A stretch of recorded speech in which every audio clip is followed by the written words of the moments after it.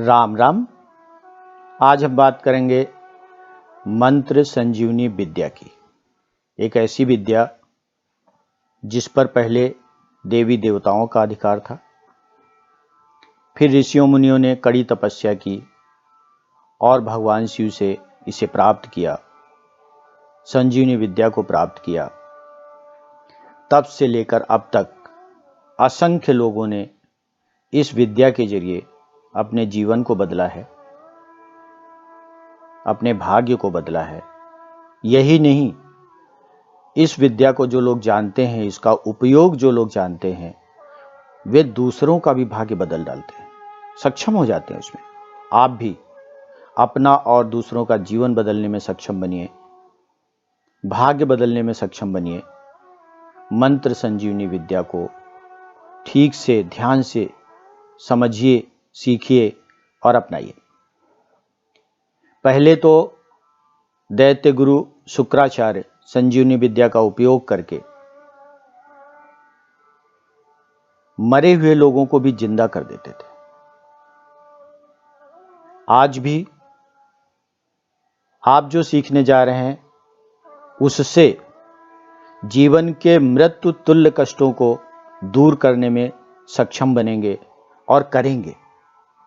बस इसके विधान को ठीक से समझें और पूरी सावधानी के साथ अपनाएं। सरल है और सटीक भी है।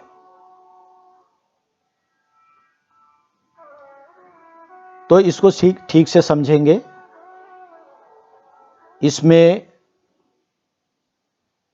दो उपकरण हैं, दो का उपयोग होता है। एक है संजीवनी मंत्र, ओम जू सह।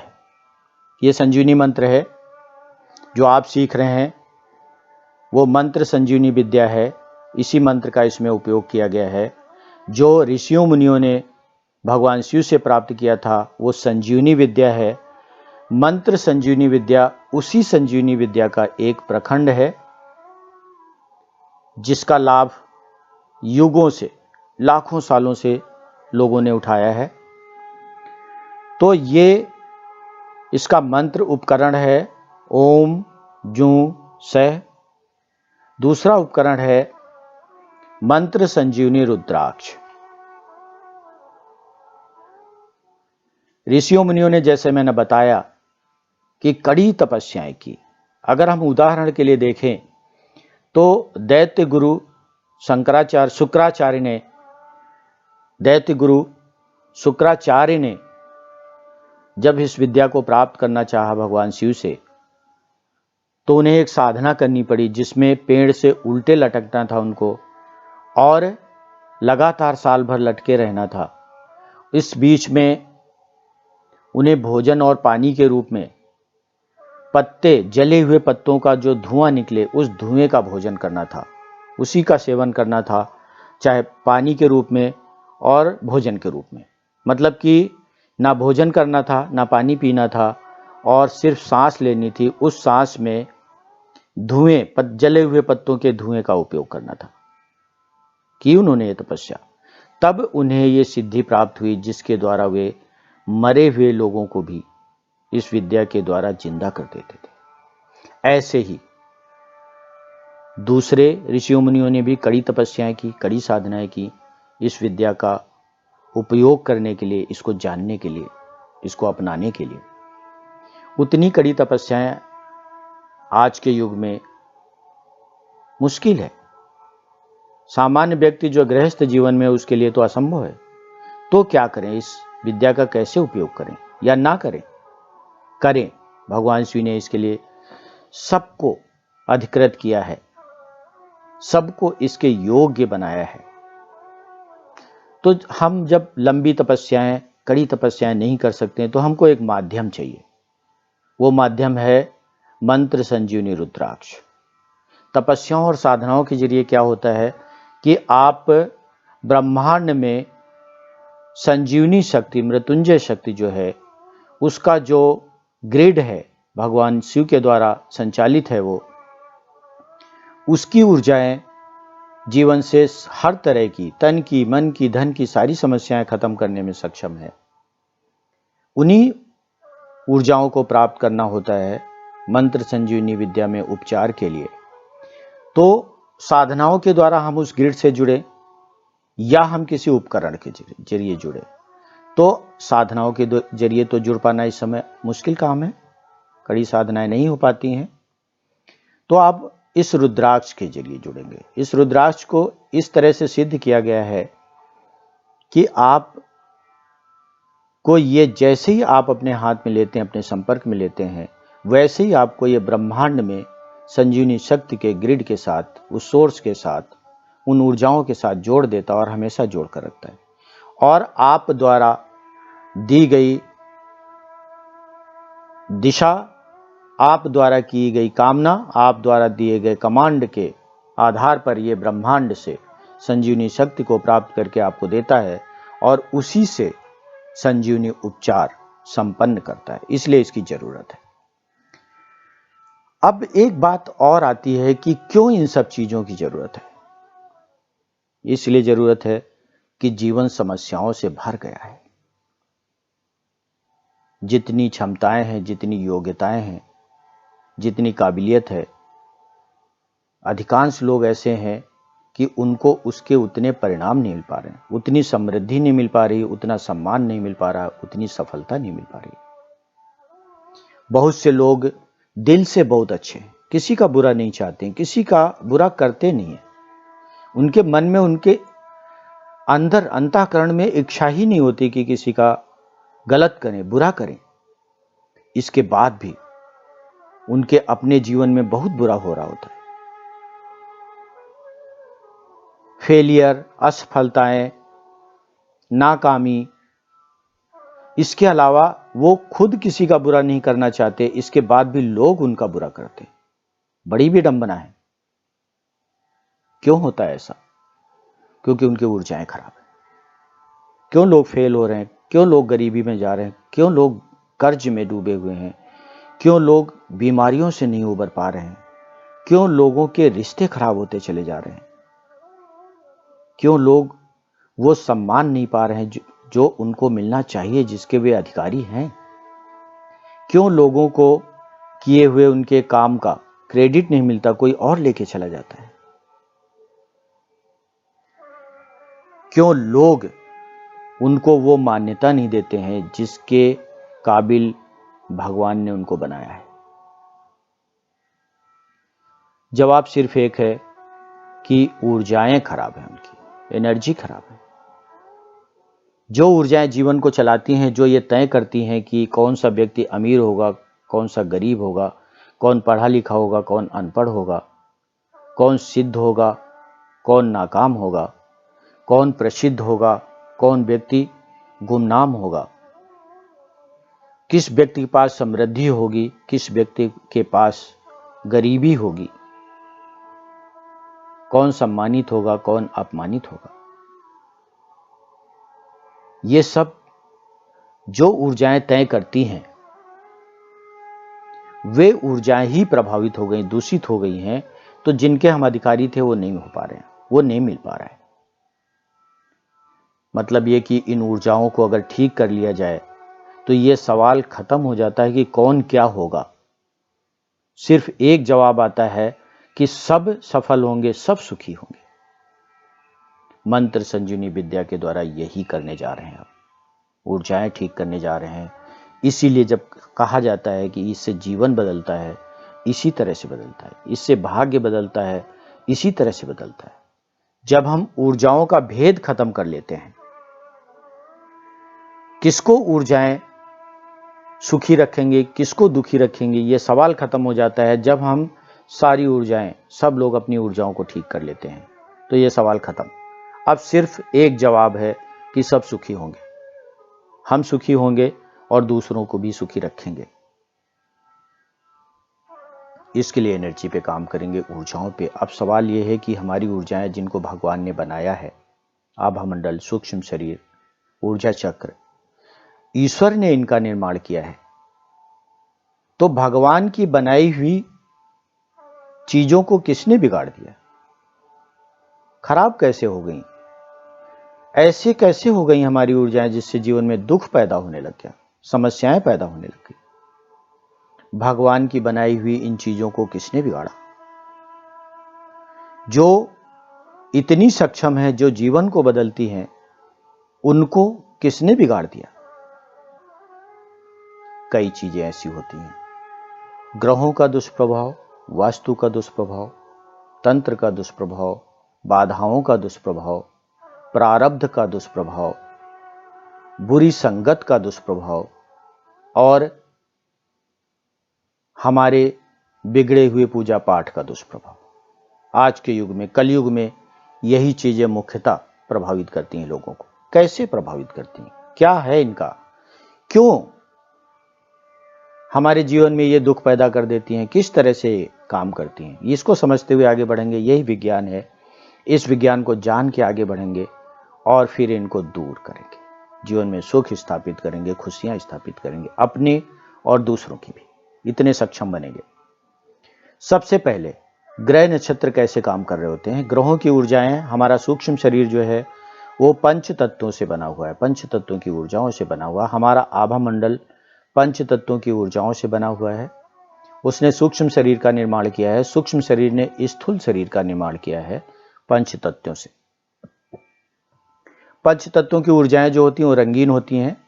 ग्रहों की ऊर्जाएं रंगीन होती। जब ग्रहों की ऊर्जाएं आती हैं, जिसको कहते हैं ग्रह खराब होना, इसका मतलब है किसी एक रंग की एनर्जी का हमारे सूक्ष्म शरीर में बिगड़ जाना। बिगड़ती कैसे है? कभी वो बहुत गाढ़ी हो जाती है ऊर्जाएं, कभी उनमें मिलावट हो जाती है। दो ही चीजें होती हैं। बहुत गाढ़ी ऊर्जाएं जब होती हैं किसी भी ग्रह की, वो भी नुकसान कर रही होती हैं, उसको कहते हैं ग्रह खराब हो गया। और जब दो ऊर्जाओं की एक दूसरे में मिलावट हो जाती है, वो भी नुकसान का कारण बनती। इससे हमारा आभा मंडल प्रदूषित हो जाता है, प्रदूषण हो जाता है, पॉल्यूशन हो जाता है इसमें। तब ये दुख देने लग जाता है। अब दूसरी चीज आती है वास्तु की ऊर्जाएं। वास्तु कैसे काम करता है? वास्तु का दोष कैसे काम करता है? जहां हम रहते हैं वहां की ऊर्जाएं अगर हमारी ऊर्जाओं को शक करने लगे, अपने अंदर खींचने लगे, निचोड़ने लगे, हमारी ऊर्जाओं को पीने लग जाएं, तो फिर हमारे पास तो कुछ करने के लिए बचता ही नहीं। खराब ऊर्जाएं जहां वास्तु की होती हैं, वास्तु दोष जिसको कहते हैं, वहां की ऊर्जाएं वहां रहने वाले लोगों के आभा मंडल और सूक्ष्म शरीर से ऊर्जाओं को अपने अंदर निचोड़ने लग जाती, खींच लेती अपने अंदर, धरती के अंदर डाल देती। ऐसे में वो व्यक्ति लाचार हो जाता है। नाकामी चारों तरफ से उसके सामने आती है, बीमारियां संभाले नहीं संभलती हैं। कर्ज तो ऐसे परेशान करता है लोगों को कि बस लगता है कि इनसे गरीब दुनिया में कोई नहीं। ऐसी स्थिति, कर्ज, मर्ज, कलह, तीनों चीजें परेशान करती हैं जहां वास्तु दोष की ऊर्जाएं लोगों को प्रभावित कर रही होती हैं। तो ये क्या करती हैं? लोगों के आभा मंडल से, उनके सूक्ष्म शरीर से ऊर्जाओं को निचोड़ लेती हैं अपने अंदर। तो ऊर्जाएं नहीं बची। ऐसे में व्यक्ति के काम अधूरे रह जाते हैं। दूसरे लोग उसी जिस काम पे मेहनत करेंगे, उस काम में उनको जितना फायदा होगा उसका इनको मुश्किल से 5-10% का फायदा मिलता है। 90% पीछे हो जाते हैं ये। ऐसी स्थिति में फेलियर, और ऐसी जगहों पे जहां ऐसी ऊर्जाएं होती हैं वहां जाना बड़ा बुरा लगता है। लोगों को बाहर बहुत अच्छा लगता है, घर में आते हैं तो ऐसा लगता है जैसे जेल में आ गए, कैद में डाल दिया गया उनको। घर आने का मन नहीं करता है, घर काटने को दौड़ता है। घर में ऐसा वातावरण बना रहता है ऐसी जगहों पे कि लगता है कि ये घर नहीं है, ये कोई सजा देने वाला स्थान है, सजा देने वाली जगह है। तो ऐसी जगह सभी परेशान रहते हैं। इस तरह से वास्तु की ऊर्जाएं घर के लोगों की ऊर्जाओं को निचोड़ लेती हैं। अब तंत्र की ऊर्जाएं आती हैं।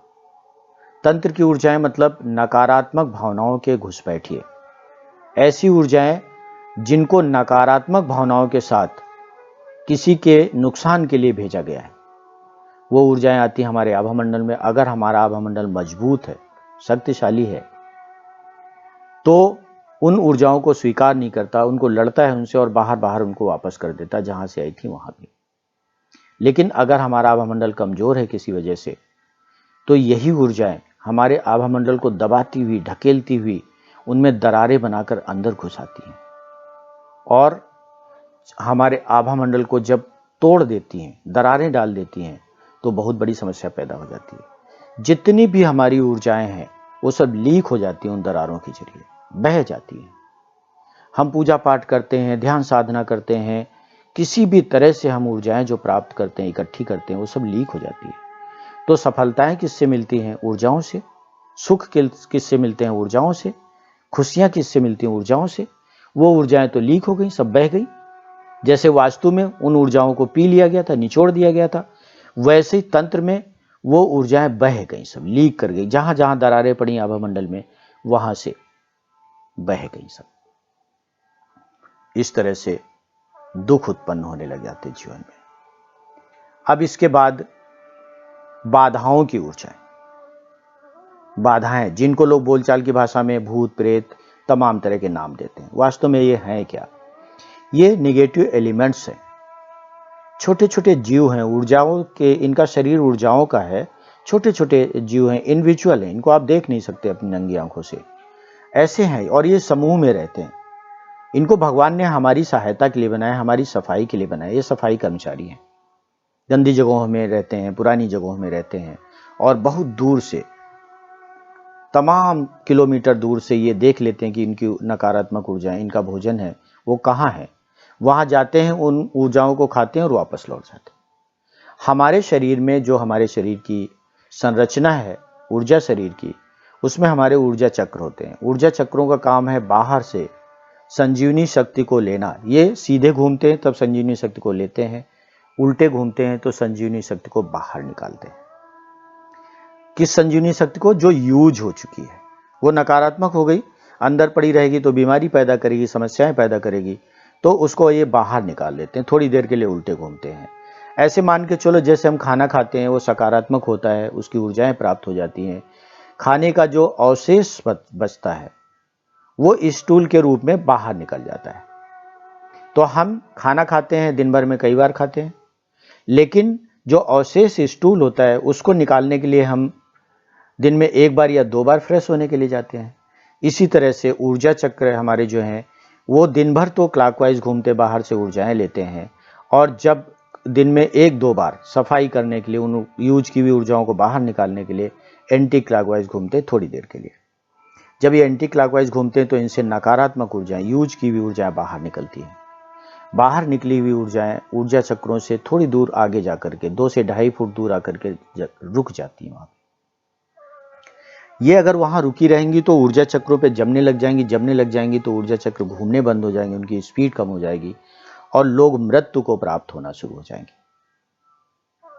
इसी से मृत्यु होती है।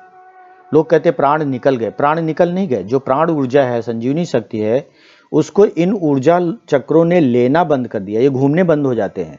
तब बाहर से ऊर्जा लेना, प्राण लेना बंद कर देते हैं। जब प्राण लेना बंद कर देते हैं, शरीर निष्क्रिय हो जाता है, उसको कहते हैं मृत्यु हो गई, प्राण निकल गए। प्राण निकले नहीं, शरीर ने प्राण लेना बंद कर दिया। तो ये जब घूमने बंद हो जाएंगे, ऊपर गंदी एनर्जी जमा हो जाएगी, तो एनर्जी नहीं लेंगे बाहर से, तो ये रुक जाएंगे तो प्राण निकल जाएंगे। इसलिए भगवान ने इसका एक उपाय बताया। भगवान को पता था, हर व्यक्ति को नहीं पता होगा कि ऊर्जा चक्र क्या होते हैं, आभामंडल क्या होते हैं और कैसे काम करते हैं, शरीर कैसे चलता है। तो उन्होंने अपने आप एक व्यवस्था बना दी इसकी। सफाई कर्मचारी, नेगेटिव एलिमेंट्स, यही जिनकी हम बात करते हैं, इनका ऊर्जा का शरीर है, छोटे छोटे होते हैं, समूह में रहते हैं, करोड़ों की संख्या में रहते हैं। इन्होंने देखा हमारे ऊर्जा चक्र से एनर्जी निकल रही, नकारात्मक ऊर्जा, वो इनका भोजन है। ये आए और भोजन किया और वापस चले गए। इस तरह से हमारे ऊर्जा चक्रों की लगातार सफाई होती रहती। लेकिन समस्या कब पैदा हो जाती है? जब ये वहीं रुक जाएं, आए और हमारे ऊर्जा चक्र पे रुक गए, अब वापस नहीं जा रहे हैं, तब समस्या पैदा होती। कैसे? आप उदाहरण के लिए आप मानो कि आपका ग्राउंड फ्लोर का मकान है और घर के बाहर दरवाजे पे आपने फलों के और सब्जी आदि के छिलके उलके फेंक रखे आपने वहाँ तमाम। वो कूड़ा पड़ा हुआ है वहाँ पे, हरी सब्जियाँ, उनके छिलके और फलों के सब छिलके, ये सब पड़े हुए हैं घर के बाहर। तो ये गंदगी फैलाएंगे, सड़ेंगे, बीमारियां फैलेंगी और आपका रहना मुश्किल हो जाएगा। ऐसे में एक गाय आती है, और उसने ये सब खा लिया, खत्म कर दिया उसने, तो आपके लिए सफाई कर्मचारी का काम किया और वहां से चली गई, आपको पता भी नहीं चला, बार बार खाई और चली गई। लेकिन जिस समय यह आई गाय खाने के लिए, उसी समय अंदर से, घर से कुछ और चीजें फेंकी गई जो उसके खाने लायक थी और लगातार फेंकी जा रही हैं।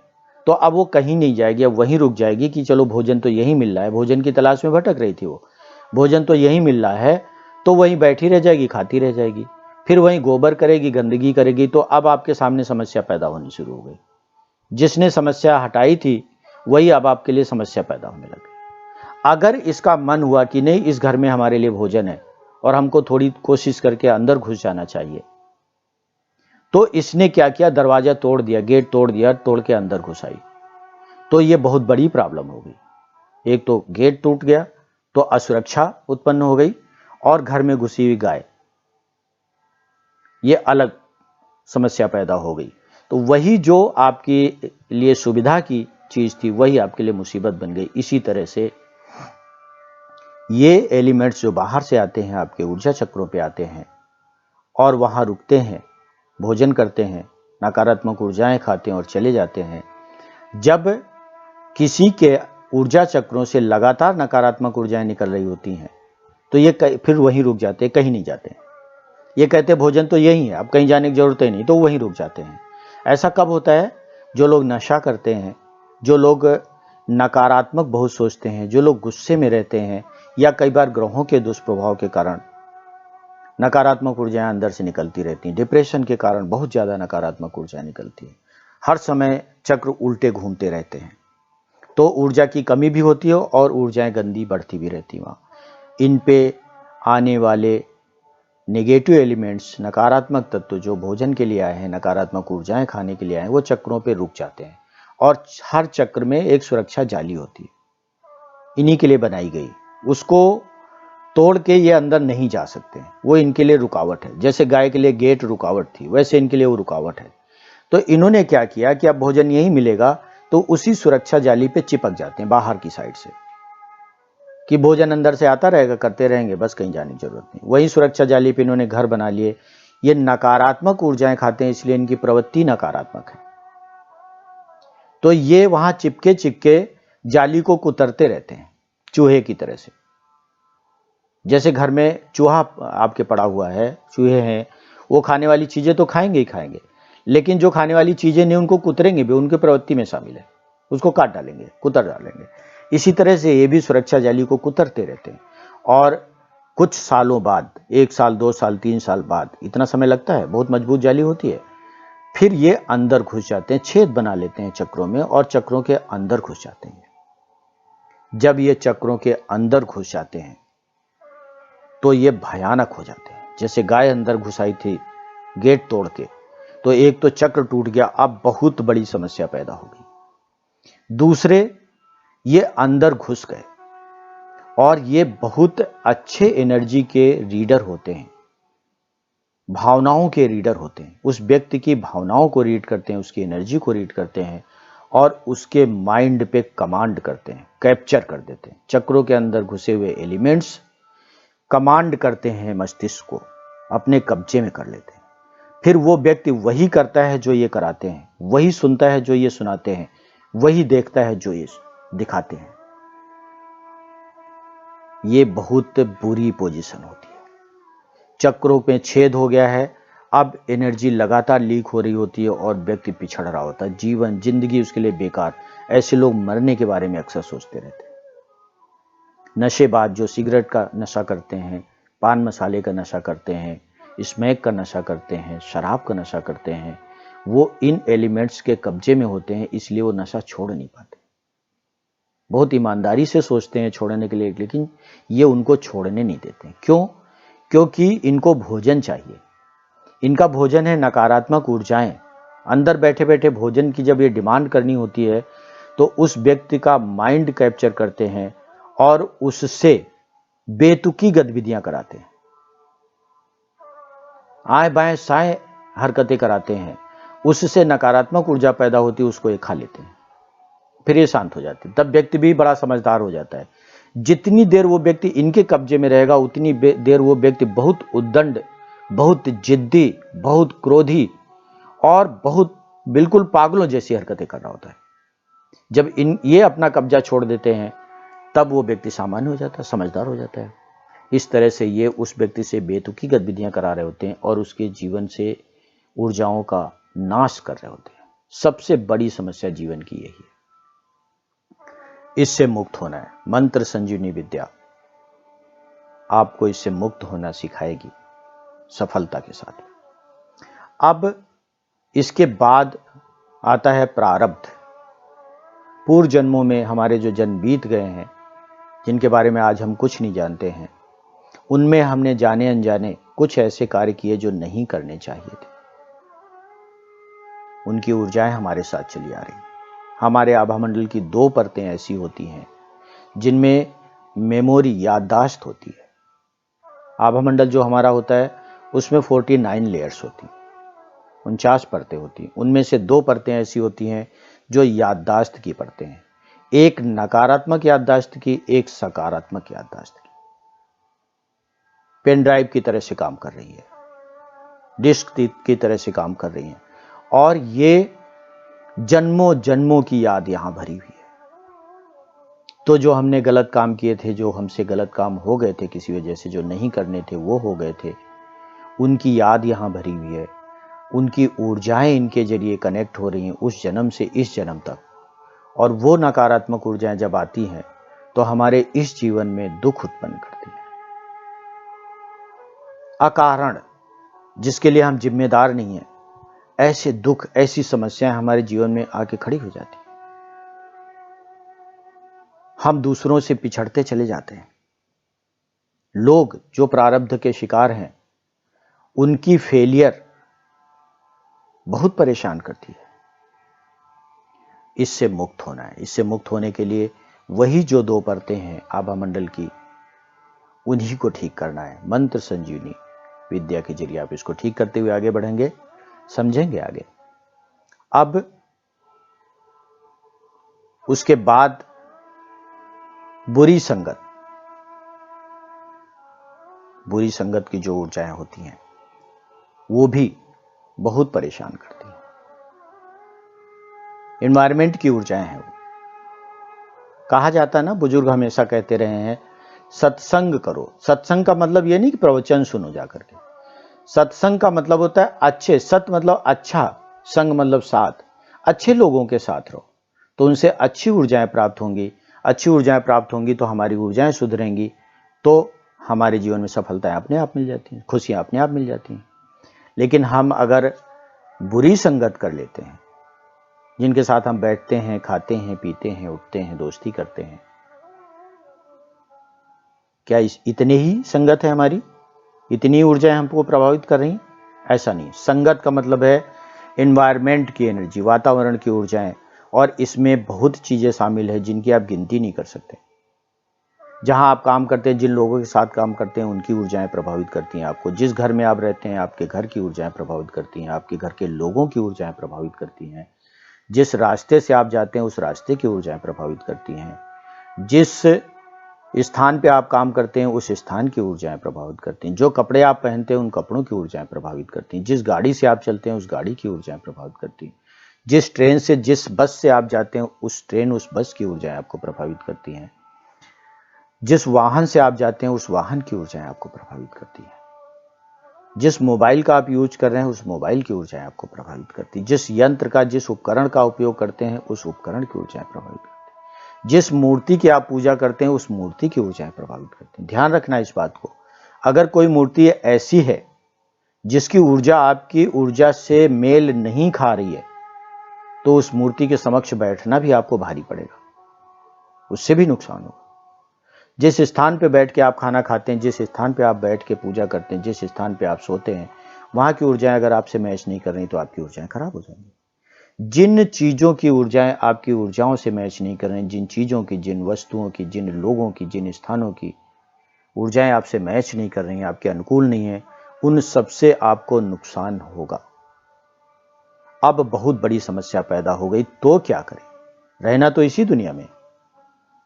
मंत्र संजीवनी विद्या आपको सिखाएगी कि कैसे आप इन चीजों से बचें, कुसंगति के दुष्प्रभाव से कैसे बचें। अभी आपने जाना क्या क्या आपको प्रभावित करता है।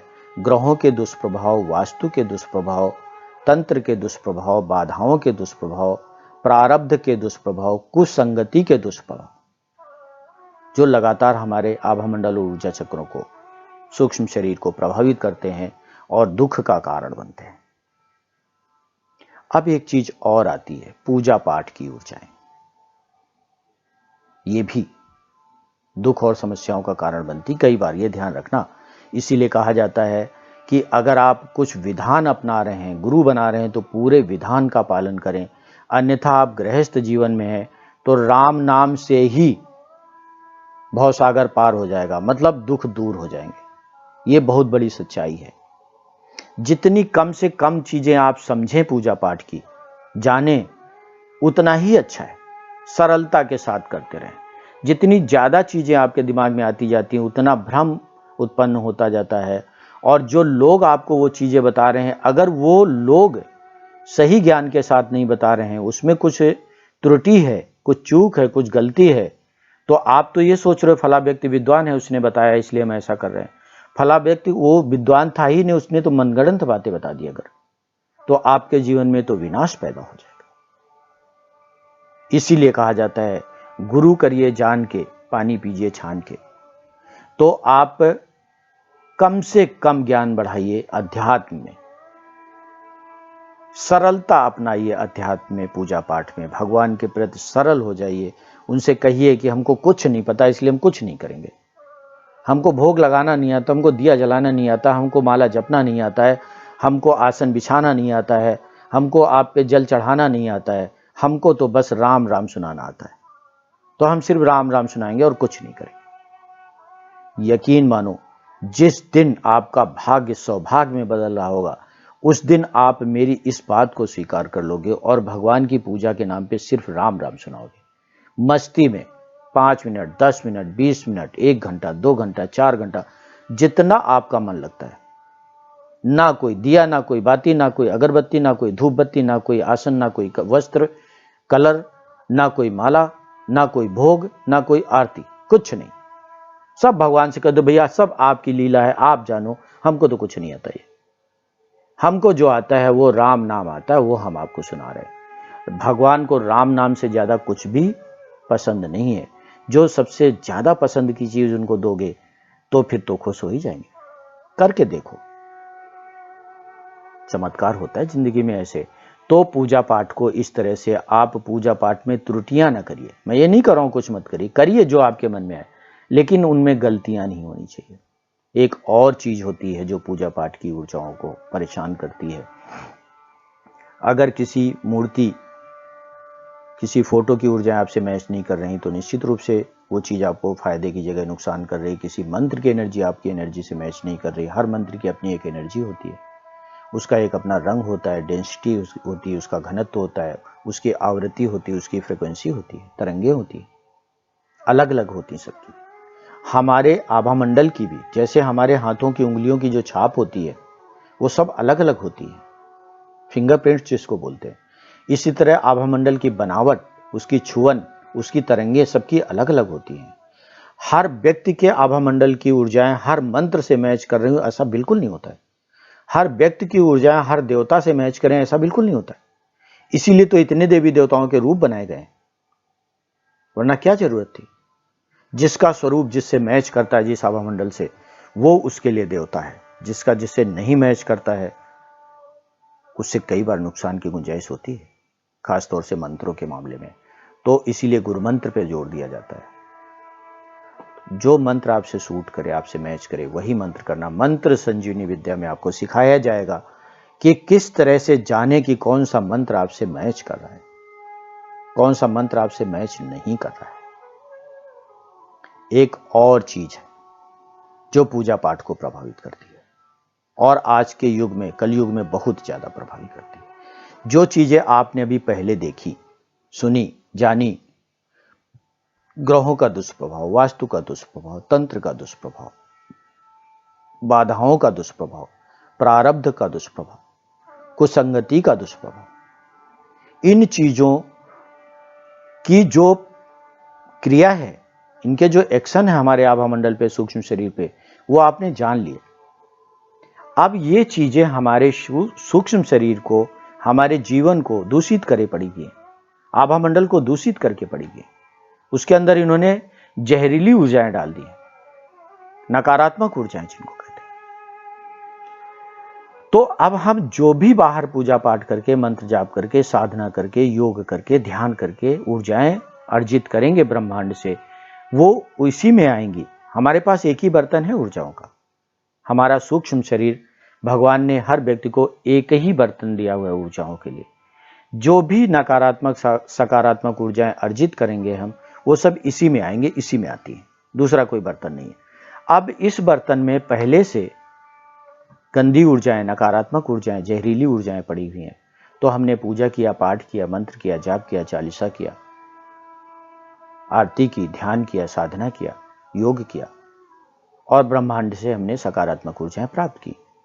लेकिन वहां से प्राप्त होने के बाद आ गई इसी में, सूक्ष्म शरीर आभा मंडल में आ गई हमारे। यहां नकारात्मक ऊर्जाएं पहले पड़ी हुई हैं, तो इसके साथ मिलकर वो भी नकारात्मक हो गई। जिस तरह से एक बर्तन है हमारे पास,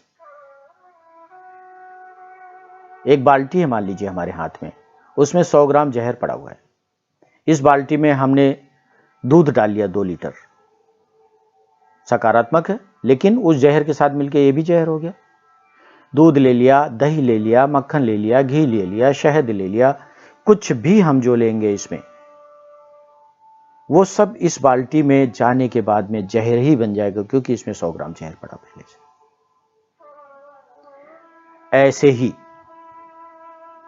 नकारात्मक ऊर्जाएं अंदर जब हमारे आभा मंडल में मौजूद होती हैं, तब बाहर से जो भी हम सकारात्मक ऊर्जाएं प्राप्त करते हैं, वो सब यहाँ आके नकारात्मक हो जाती हैं और वो समस्याओं को बढ़ा देती हैं। क्योंकि नकारात्मक ऊर्जाओं की क्वांटिटी बढ़ जाती है, तादाद बढ़ जाती है उनके साथ मिलकर। इसलिए कई बार ऐसा देखने में आता है कि पूजा पाठ करने से, जितने ज्यादा पूजा पाठ लोग करते जाते हैं, उतनी उनकी समस्याएं बढ़ती जाती हैं। यहां जरूरत है अपने आभा मंडल की सफाई करने की, साफ किया जाना चाहिए इसको। उसके बाद एक मंत्र भी पढ़ेंगे तो जीवन में काम आएगा। तो कैसे साफ करें? साफ करने से पहले आभा मंडल के बारे में जान लेते हैं। आभा मंडल क्या है? आभा मंडल ऊर्जाओं का बना हुआ शरीर है। जो ऊर्जाएं प्रकृति ने, शक्ति, ब्रह्म शक्ति, जिसने सृष्टि का निर्माण किया हुआ है, एक परमात्मा है जिसने अपना अंश निकाल के आत्मा के रूप में हमारे अंदर डाल दिया। हम वही हैं, हम आत्मा हैं। एक तो आत्मा हो गई, दूसरा हो गया आभा मंडल, जो भौतिक जीवन की, दुनिया की भौतिकता से जुड़ा हुआ है, वो है आभा मंडल। जो सिर्फ ईश्वरी तत्व से जुड़ी हुई, वो है हमारी आत्मा, उसको भौतिकता प्रभावित नहीं करती है। अब आभा मंडल जो है हमारा, वो इसको ठीक रखना है, संतुलित रखना है। ग्रहों की वजह से, या वास्तु की वजह से, तंत्र की वजह से, या बाधाओं की वजह से बिगड़ गया, या प्रारब्ध की वजह से बिगड़ गया। प्रारब्ध एक काम और करते हैं जो गड़बड़ है। प्रारब्ध की कई बार ऐसी खराब ऊर्जाएं होती हैं जो हमारी सिल्वर कार्ड को ध्वस्त कर देती हैं। हमारा सहस्त्रार चक्र, जो सौभाग्य चक्र है, सिर के ऊपर बीचों बीच में होता है, यहाँ एक डोर बनी हुई है, यहाँ एक लिंक है, यहाँ सिल्वर कार्ड, इथरिक लिंक बोलते हैं इसको। इसके जरिए हम हमेशा परमात्मा से जुड़े हुए हैं। इसी सिल्वर कार्ड के जरिए आत्मा हमारे अंदर आई है, शरीर में आई है, और मृत्यु पे ये इसी के जरिए वापस जाएगी। जब आत्मा वापस जाएगी तो इसी के जरिए जाएगी और इसको अपने साथ लेके जाएगी। और आत्मा कभी भटकती नहीं है। क्यों नहीं भटकती है? क्योंकि इसी के जरिए आना है, इसी के जरिए आना है, उसके पास रास्ता है। आभा मंडल भटकता है जिसके अंदर आत्मा है, जिसने इस शरीर का निर्माण किया है। तो प्रारब्ध की ऊर्जाएं कई बार सिल्वर कार्ड को क्षतिग्रस्त करती हैं, तोड़ देती हैं इसको।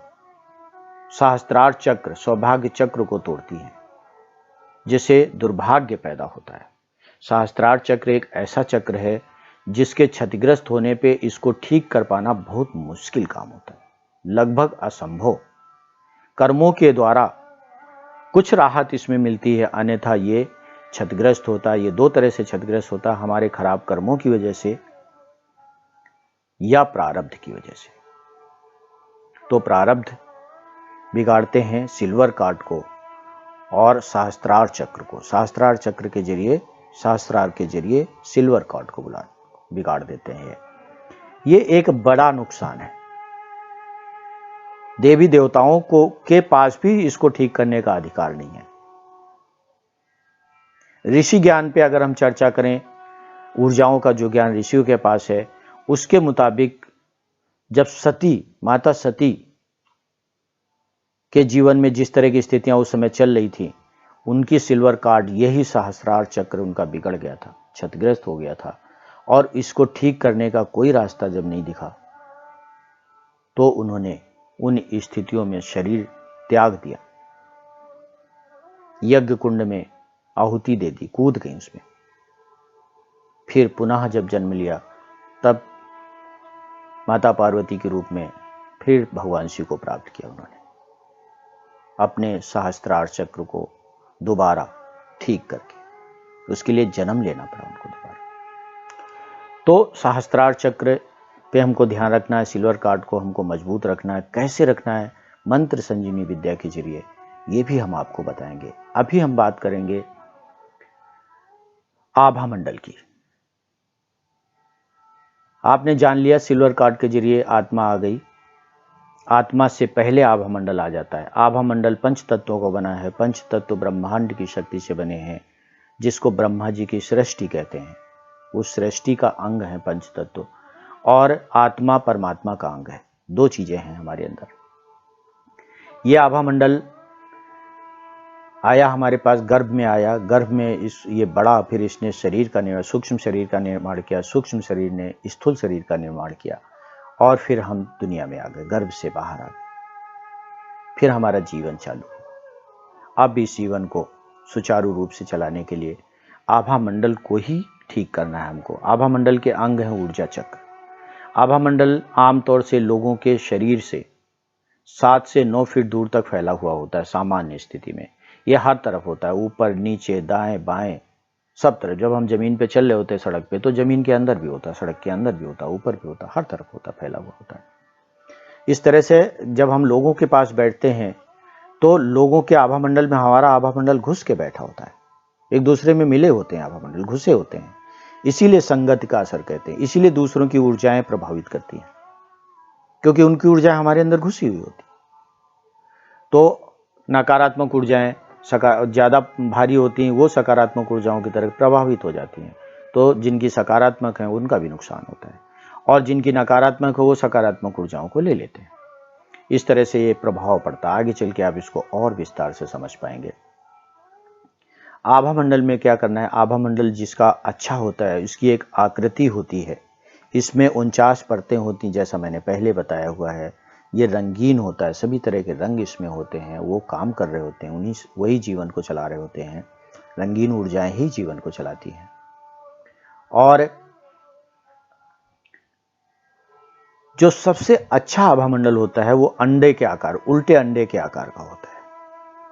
आभा मंडल को आपने देवी देवताओं को देखा होगा, उनके सिर के पीछे एक चमक, रोशनी सी होती, गोल घेरा होता है वहां पे, वो उनके सिर का आभा मंडल दिखा रहे हैं। इसी तरह से हमारे आपके भी सिर के पीछे बालों का आभा मंडल सबसे ज्यादा होता है, इसलिए सिर के पीछे चमक सबसे ज्यादा दिखाते हैं। तो इसी तरह हमारा आपका भी आभा मंडल होता है, लेकिन सिर का नहीं बल्कि पूरे शरीर का होता है। यही आभा मंडल है। और इसको आप देखना चाहें, नापना चाहें, तो आप शिवप्रिया अपनी क्लास में, मंत्र संजीवनी विद्या की क्लास में, शिवप्रिया इसको देखना आपको सिखाएंगी, आपको इसको नापना सिखाएंगी, इसको छोटा करना सिखाएंगी, इसको बड़ा करना सिखाएंगी, इसको साफ करना सिखाएंगी, इसको ऊर्जित करना सिखाएंगी, इसको मजबूत करना सिखाएंगी। जिसका आभा मंडल जितना मजबूत होता है वो उतना ही ज्यादा सुरक्षित है। ये सुरक्षा कवच की तरह भी काम करता है। जिसका आभा मंडल जितना सक्रिय चमकदार होता है, उसके जीवन में उतने ही सुख होते हैं। तो शिवप्रिया आपको मंत्र संजीवनी विद्या के तहत आभा मंडल को बड़ा करना और चमत्कार करना, इस चमत्कार बनाना, चमकदार बनाना, ब्राइट करना भी सिखाएंगी। इसके डिजाइन को अच्छा बनाना सिखाएंगी।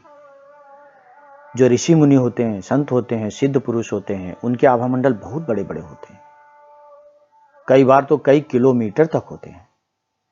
आपको भी सिखाया जाएगा आभा मंडल को बड़ा करना और आभा मंडल का सुरक्षा कवच बना करके इसको सुरक्षित करना। जब ये सुरक्षित हो जाता है, तब ग्रहों के दुष्प्रभाव, वास्तु के दुष्प्रभाव, तंत्र के दुष्प्रभाव, बाधाओं के दुष्प्रभाव, कुसंगति के दुष्प्रभाव, इनके हमले बेकार चले जाते हैं और आप सुरक्षित रहते हैं।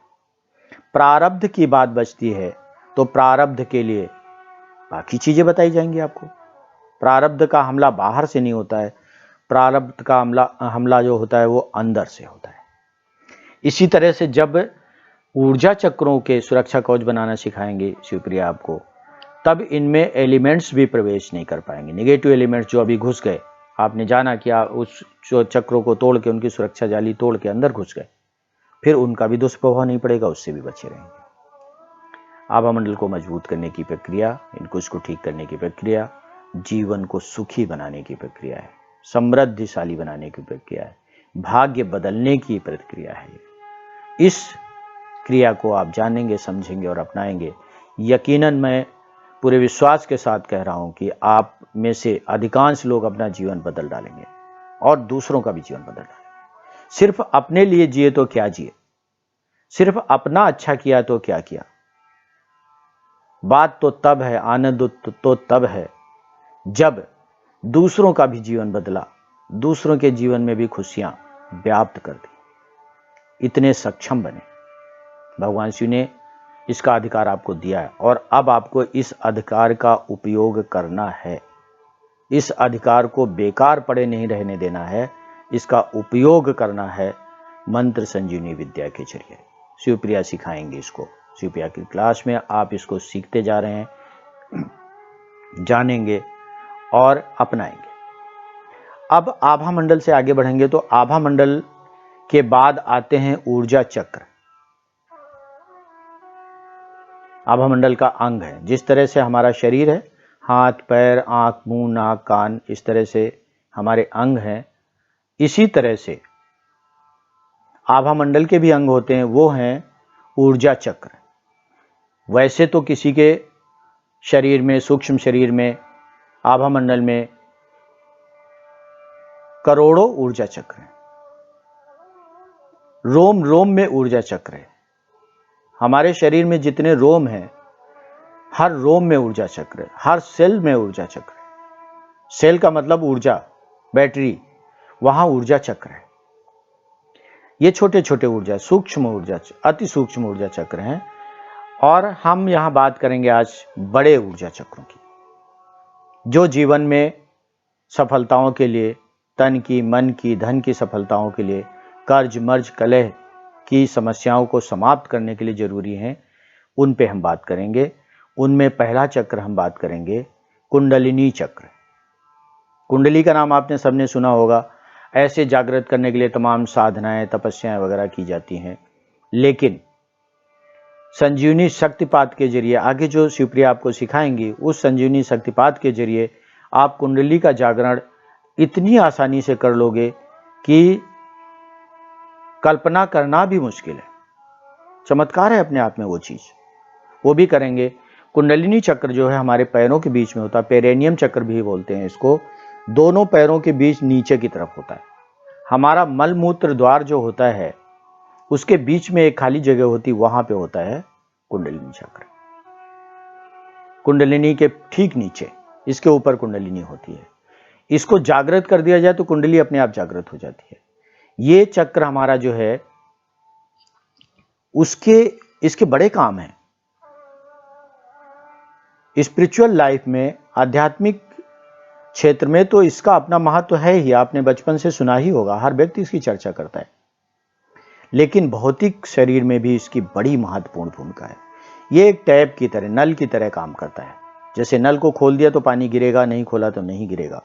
उसी तरह से नल अगर जाम हो गया तो पानी नीचे जाना बंद हो जाएगा अपने आप। इस तरह से ये स्वाधिष्ठान चक्र हमारा जो है, सेक्स चक्र भी बोलते हैं, उसकी 30% ऊर्जाओं को नीचे पैरों की तरफ ले जाता है। ये उससे हम अपने शरीर का बोझ उठाते, शरीर को चलाते हैं। पीठ, कमर, पैर, जांघें, घुटने, इनमें जो शक्ति मिलती है वो उसी ऊर्जा से मिलती है जो ऊर्जा स्वाधिष्ठान चक्र से लेकर के ये चक्र नीचे को भेजता है। जब ये चक्र फंस जाता है, काम नहीं करता है ठीक से,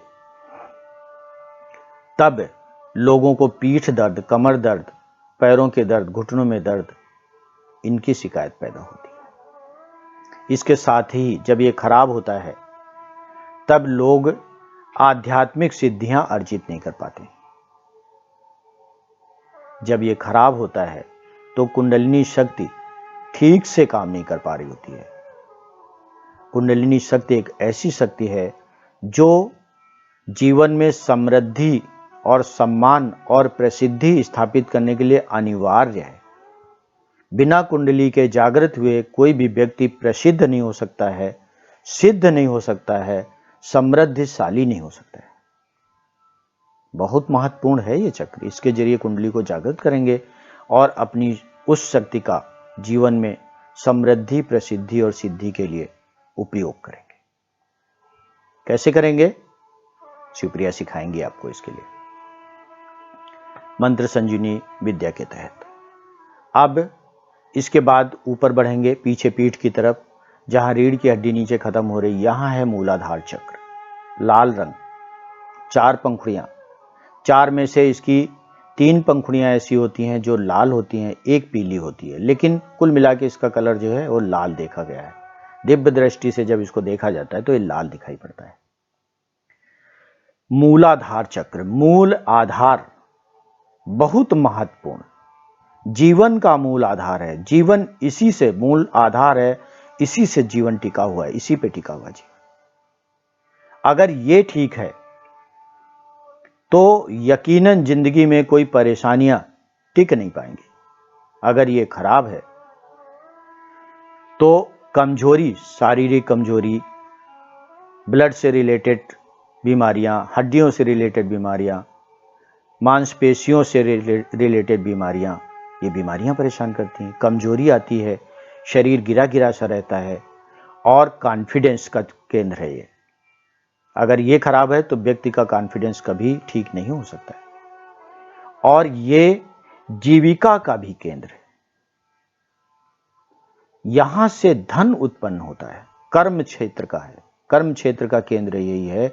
अगर ये खराब है तो व्यक्ति आलस्य का शिकार हो जाता है। ये खराब है तो व्यक्ति के हाथ में काम नहीं है, बेरोजगारी आती है, काम नहीं आता उसके हाथ में। अगर काम आ भी गया तो आज का काम कल पे, कल का काम परसों पे टाल के, अधूरा काम छोड़ के वो उसमें फेल हो जाएगा, पूरा नहीं कर पाएगा, तो नाकामी मिलेगी उसको। इसलिए मूलाधार चक्र को ठीक रखना बहुत जरूरी है, शरीर के लिए भी और जीवन के लिए भी। ये जीवन का भी आधार है और शरीर का भी आधार है, सुखों का भी आधार है मूलाधार चक्र। यहां पर भगवान गणेश की शक्तियों का वास है, ऐसा शास्त्रों में कहा गया। गरुड़ पुराण में ऐसा लिखा है कि यहां भगवान गणेश की शक्तियों का वास है। इसीलिए भगवान गणेश को सबसे पहले स्मरण किया जाता है, क्योंकि मूलाधार चक्र, भगवान गणेश का स्मरण करके श्री गणेशाय नमः ऐसा बोल के मूलाधार चक्र को एक तरह से उससे उस चक्र को निर्देश दिया जाता है, कमांड दी जाती है, या कहिए कि उससे कामना की जाती है कि आप सब कुछ ठीक करिए, निर्विघ्न करिए। निर्विघ्नता का चक्र है ये। भगवान गणेश को निर्विघ्नता के लिए, कोई भी काम शुरू करते हैं, काम निर्विघ्न हो, पूजा पाठ निर्विघ्न हो, इसके लिए भगवान गणेश को याद करते हैं। भगवान गणेश के नाम से हम वास्तव में मूलाधार चक्र की शक्तियों को याद करें। इसके बाद आता है, और मूलाधार चक्र का तत्व जो है वो है पृथ्वी तत्व। तो ये पृथ्वी तत्व को अपने अंदर लेता है, जागृत करता है। और पृथ्वी तत्व जब जागृत हो जाता है तो वास्तव में जीवन में चमत्कार पैदा होते हैं। मूलाधार चक्र के कुछ उपचक्र भी हैं, दोनों पैरों में तलवों में 2-2 चक्र हैं छोटे छोटे, वो भी मूलाधार चक्र के उपचक्र हैं। वो धरती से पृथ्वी की ऊर्जाओं को लेकर मूलाधार चक्र को देते हैं। इसी तरह से हमारे दोनों हाथों में, हथेलियों में 2-2 छोटे छोटे चक्र हैं, वो उपचक्र हैं मूलाधार चक्र के, वो भी ऊर्जाओं को लेकर के मूलाधार चक्र को देते हैं। ये इनके सहायक चक्र हैं मूलाधार चक्र के। मूलाधार चक्र को कैसे ठीक करेंगे जिससे जीवन समृद्धिशाली रहे, सफल रहे और आत्मबल, आत्मविश्वास कभी कम ना होने पाए, कभी जिंदगी में निराशा न देखनी पड़े। इसके लिए शिवप्रिया आगे सिखाएंगे मंत्र संजीवनी विद्या के द्वारा किस तरह से मूलाधार चक्र को चमत्कारिक रूप से स्वस्थ और सुरक्षित बनाए रखें। अब स्वादिष्ठान चक्र पे आएंगे। स्वादिष्ठान चक्र को सेक्स चक्र भी कहा जाता है। यह सेक्स अंगों के पास स्थापित होता है। यह निम्न भावनाओं का केंद्र है, सृजन का केंद्र है। क्षमा करें, यह निम्न भावनाओं का नहीं, निम्न सृजन का केंद्र है। और इसकी ऊर्जाएं बड़े काम की ऊर्जाएं सृजन करती हैं। जैसा हमने पहले बताया कि 30% ऊर्जाएं स्वादिष्ठान चक्र की कुंडली चक्र के जरिए पैरों को जाती हैं, कमर को जाती हैं, जिससे हम अपने शरीर का बोझ उठा के चलते हैं। ये ऊर्जाएं कमजोर हो जाती हैं, शरीर का बोझ उठा के चलना मुश्किल हो जाता है। पैर जवाब देने लग जाते हैं, घुटने जवाब देने लग जाते हैं, कमर जवाब देने लग जाती, पीठ जवाब देने लग जाती। कहते कमर टूट गई उस आदमी की। कमर टूट गई का मतलब है कि कुंडली चक्र नीचे इसकी ऊर्जाओं को लेके नहीं दे रहा है, कमर ही टूट गई इंसान की। कमर टूट गई मतलब जीवन टूट गया उसका। तो ये ऊर्जा यहां से जाती है, स्वादिष्ठान चक्र की ऊर्जा है वो, और यहाँ की 30% ऊर्जा नीचे को जा रही है। फिर बची हुई ऊर्जा सृजन करती है, संतान उत्पत्ति के लिए काम आती है। और शेष 70% ऊर्जा यहाँ की स्वादिष्ठान चक्र की वो अवचेतन मन को जाती है, मस्तिष्क को जाती है। अवचेतन शक्ति उससे उत्पन्न होती है और उसी से कामनाएं पूरी होती है। विशुद्धि चक्र के जरिए जाती है। विशुद्धि यहां से विशुद्धि चक्र उसको ऊपर भेज देता है। इसमें और विशुद्धि चक्र में दोनों में रिलेशन है, रिश्ता है। ये निम्न सृजन का केंद्र है, विशुद्धि चक्र उच्च सृजन का केंद्र है। दोनों में एक रिश्ता है। रिश्तेदारी के नाते ये दोनों चक्र एक दूसरे को प्रभावित भी करते हैं। अगर किसी का स्वादिष्ठान चक्र खराब है तो उसका विशुद्धि चक्र अपने आप खराब हो जाएगा। अगर किसी का विशुद्धि चक्र अच्छा है तो उसका स्वादिष्ठान चक्र अपने आप अच्छा हो जाएगा। जो कलाकार होते हैं और कलाकारों का विशुद्धि चक्र अच्छा होता है तभी वो सिद्ध होते हैं, तभी वो प्रसिद्ध होते हैं। अगर विशुद्धि चक्र खराब है तो कला में प्रसिद्धि नहीं मिलेगी, सफलता नहीं मिलेगी। तो कलाकारों के जो रिश्ते होते हैं, अगर कहें उनको सेक्सुअल रिलेशन, तो ज्यादा फैले होते हो क्योंकि उनका सेक्स चक्र अपने आप ज्यादा सक्रिय हो जाता है विशुद्धि चक्र की वजह से। स्वादिष्ठान चक्र जो भौतिक शरीर में जो जननांग हमारे हैं उनमें उनसे रिलेटेड बीमारियां, जैसे महिलाओं में जो बीमारियां होती हैं, रसोली, सिस्ट, ओवरी और यूट्रस में ट्यूमर, कैंसर, इस तरह की जो बीमारियां होती हैं उनके लिए जिम्मेदार है। यहाँ एनर्जी जब जम जाती है तो ये बीमारियां होती हैं। इसके साथ ही जो सेक्स से रिलेटेड जितनी भी बीमारियां होती हैं महिलाओं पुरुषों में, वो सब इसी की वजह से होती है। ये ऑरेंज कलर का है, 6 पंखुड़ियां हैं इसमें और जल तत्व है यहाँ पर। ये जीवन में आनंद पैदा करता है, योजनाओं को सफल बना, योजनाओं में तरलता पैदा करता है, तरलता ही सफलता पैदा करती है। ये बड़ा काम का चक्र है। ब्रह्मांड की ऊर्जाएं लेकर के उनको सृजन में परिवर्तित करना और अलग अलग हिस्सों में विशुद्धि चक्र के जरिए पहुंचा देना, बड़ी भूमिका है इसकी, महत्वपूर्ण भूमिका। अगर ये कमजोर है तो व्यक्ति के जीवन में नीरसता रहती है। आपने देखा होगा बहुत से लोग ऐसे होते हैं जिनके पास पैसा भी है, परिवार भी है, रिश्ते भी हैं, रिलेशन भी हैं और सब कुछ है, प्रसिद्धि भी है, और कई लोगों के पास तो सिद्धि भी होती है, फिर भी उनका मन नीरस है। उनके मन में जीवन में खुशी नहीं, आनंद नहीं है, क्योंकि उनका स्वादिष्ठान चक्र खराब। कैसे ठीक करेंगे? कैसे आनंद की उत्पत्ति होगी?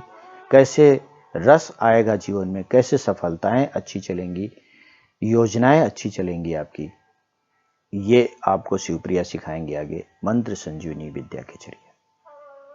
अब हम इससे ऊपर बढ़ेंगे। ये कहाँ पे था? स्वादिष्ठान चक्र, जहां हमारे जननांग होते हैं वहां पे, उसके और नाभि के बीच में, कमर जहां आपकी हो रही है, शुरू हो रही है, उससे थोड़ा नीचे, कमर से थोड़ा नीचे, यहां पर स्वादिष्ठान चक्र है आपका। यहां से ऊपर बढ़ेंगे नाभि, नाभि के बीचों बीच में। अगर अध्यात्म की भाषा में बात करेंगे तो वहां कई जगह आपको पुस्तकों में मिलेगा या विद्वानों द्वारा बताया जाएगा कि यहां मणिपुर चक्र है। यहां मणिपुर चक्र नहीं है, वास्तव में यहां पर नाभि चक्र है। यह हमारा स्टोर रूम है, यहां पर ऊर्जाएं स्टोर होती हैं, संग्रहित होती हैं। जितनी भी ऊर्जाएं हैं यहीं पे संग्रहित होती हैं। ये हमारा स्टोर रूम है और ये ऊर्जाएं यहां से स्टोर करके, जो स्वादिष्ठान चक्र की ऊर्जाएं, विशुद्धि चक्र की ऊर्जाएं, अन्य चक्रों की ऊर्जाएं, यहां आकर के एक्स्ट्रा ऊर्जाएं सारी स्टोर हो जाती हैं। फिर यहां से वो अवचेतन शक्ति को भेजी जाती है, अवचेतन मन को भेजी जाती है। अवचेतन मन उनसे कामनाएं पूरी कर देता है। कामनाएं पूरी करने के लिए ऊर्जाएं कौन सी यूज हो रही? जो स्वादिष्ठान चक्र से आई थी। भेज कौन रहा है इनको? नाभि चक्र भेज रहा है। कैसे? आप कामनाओं के लिए, आप एक छोटा सा उदाहरण है, लोग व्रत रखते हैं, उपवास रखते हैं। आजकल तो खैर लोग कुछ भी कहने तार्किक हो गए हैं लोग ना, लॉजिक देने लग गए हैं। तो लॉजिक में लोग बोलेंगे भैया आप क्या है, आजकल के लोगों से जो पूछो, तथाकथित समझदार जो ज्ञानी लोग हैं, कि व्रत रखने से क्या होगा, उपवास से क्या होगा, वो बोलेंगे कुछ नहीं होगा, तो एक दिन पेट ठीक रहेगा। बस इतना ही कहेंगे। जो भक्त हैं और भक्ति में विश्वास रखते हैं वो कहेंगे इससे भगवान खुश हो जाएंगे, तो हमारी कामनाएं पूरी हो जाएंगी। आपने देखा होगा हर व्रत के साथ कोई ना कोई कामना जुड़ी होती है। बिना कामना के व्रत नहीं करना चाहिए, और कामना पूरी करने के उद्देश्य से ही व्रत किए जाते हैं। यही विधान है। जहां भी आप पढ़ेंगे व्रत के बारे में, वहां लिखा होगा कि ये कामना से व्रत किया तो उनका व्रत पूरा हुआ। इसी तरह आप भी जब व्रत करें तो कामना के साथ करें। जब हम व्रत करते हैं उस दिन हम कुछ नहीं खाते हैं, बहुत कम खाते हैं, सुपाच्य खाते हैं, तो हमारे नाभि चक्र को कम काम करना पड़ता है। जब ये कम काम करता है तो इसकी ऊर्जाएं बचती हैं। वो बची हुई ऊर्जाएं अवचेतन शक्ति के पास जाती हैं, ऊपर शास्त्रार्थ चक्र के पास, और उसी से कामनाएं पूरी होती। चूंकि उस दिन हमने एक कामना जोड़ रखी है उन ऊर्जाओं से, वो ऊर्जाएं ही कामना को पूरी करती हैं। हमारी कोई भी कामना है उसको ऊर्जाएं ही पूरी करती हैं। इस तरह से नाभि चक्र की बची हुई ऊर्जाएं, उपवास में बची हुई ऊर्जाएं कामना पूरी कर देती हैं। उसको कहते हैं व्रत सफल हो गया। तो ये बहुत महत्वपूर्ण है, इसको खराब ना होने दें। अगर ये खराब है तो पेट खराब है, पेट खराब है तो शरीर में बहुत सी बीमारियां पैदा करेगा। और इसके अलावा अगर ये खराब है, नाभि चक्र खराब है, तो स्टोर की हुई सारी ऊर्जाएं खराब हैं। अब जहां जहां शरीर में ऊर्जाएं जाएंगी वो खराब और दूषित ऊर्जाएं जाएंगी। इससे पूरा जीवन प्रभावित हो जाता है। तो इसीलिए जब वैद्य लोग हैं, जो पुराने पद्धति के उपचारक हैं शरीर के, वो कहते हैं पेट ठीक तो सब ठीक, पेट खराब तो सब खराब। पेट मतलब नाभि। तो वास्तव में ये सच्चाई है। अगर नाभि चक्र खराब है तो सब खराब हो जाएंगे अपने आप, क्योंकि सप्लाई तो यहीं से हो रही। और अगर ये सही है तो सप्लाई अच्छी जा रही एनर्जी की सभी चक्रों को, और तो उनका परिणाम भी बहुत अच्छा निकलता है। इसके अलावा एक और काम करता है नाभि चक्र, क्विक डिसीजन लेता है। तुरंत जो आपको निर्णय लेना होता है वो नाभि चक्र से लेना होता है। जैसे आप गाड़ी चलाते हुए जा रहे हैं, एक दाएं से गाड़ी आ गई, एक बाएं से आ गई, एक सामने से आ गई। अब आपको वहां स्पीड में है सारी गाड़ियां, आप भी स्पीड में हो, आपको क्विक डिसीजन लेना है, कैसे बचें और कैसे दूसरों को बचाएं। ये जो डिसीजन है ये दिमाग से नहीं लिया जाता है, दिमाग इतनी देर में एक्टिवेट ही नहीं होता है। ये पेट से लिया जाता है, नाभि से लिया जाता है। अगर नाभि चक्र ठीक है, पेट ठीक है, तो आप वहां से बचते हुए निकल जाओगे।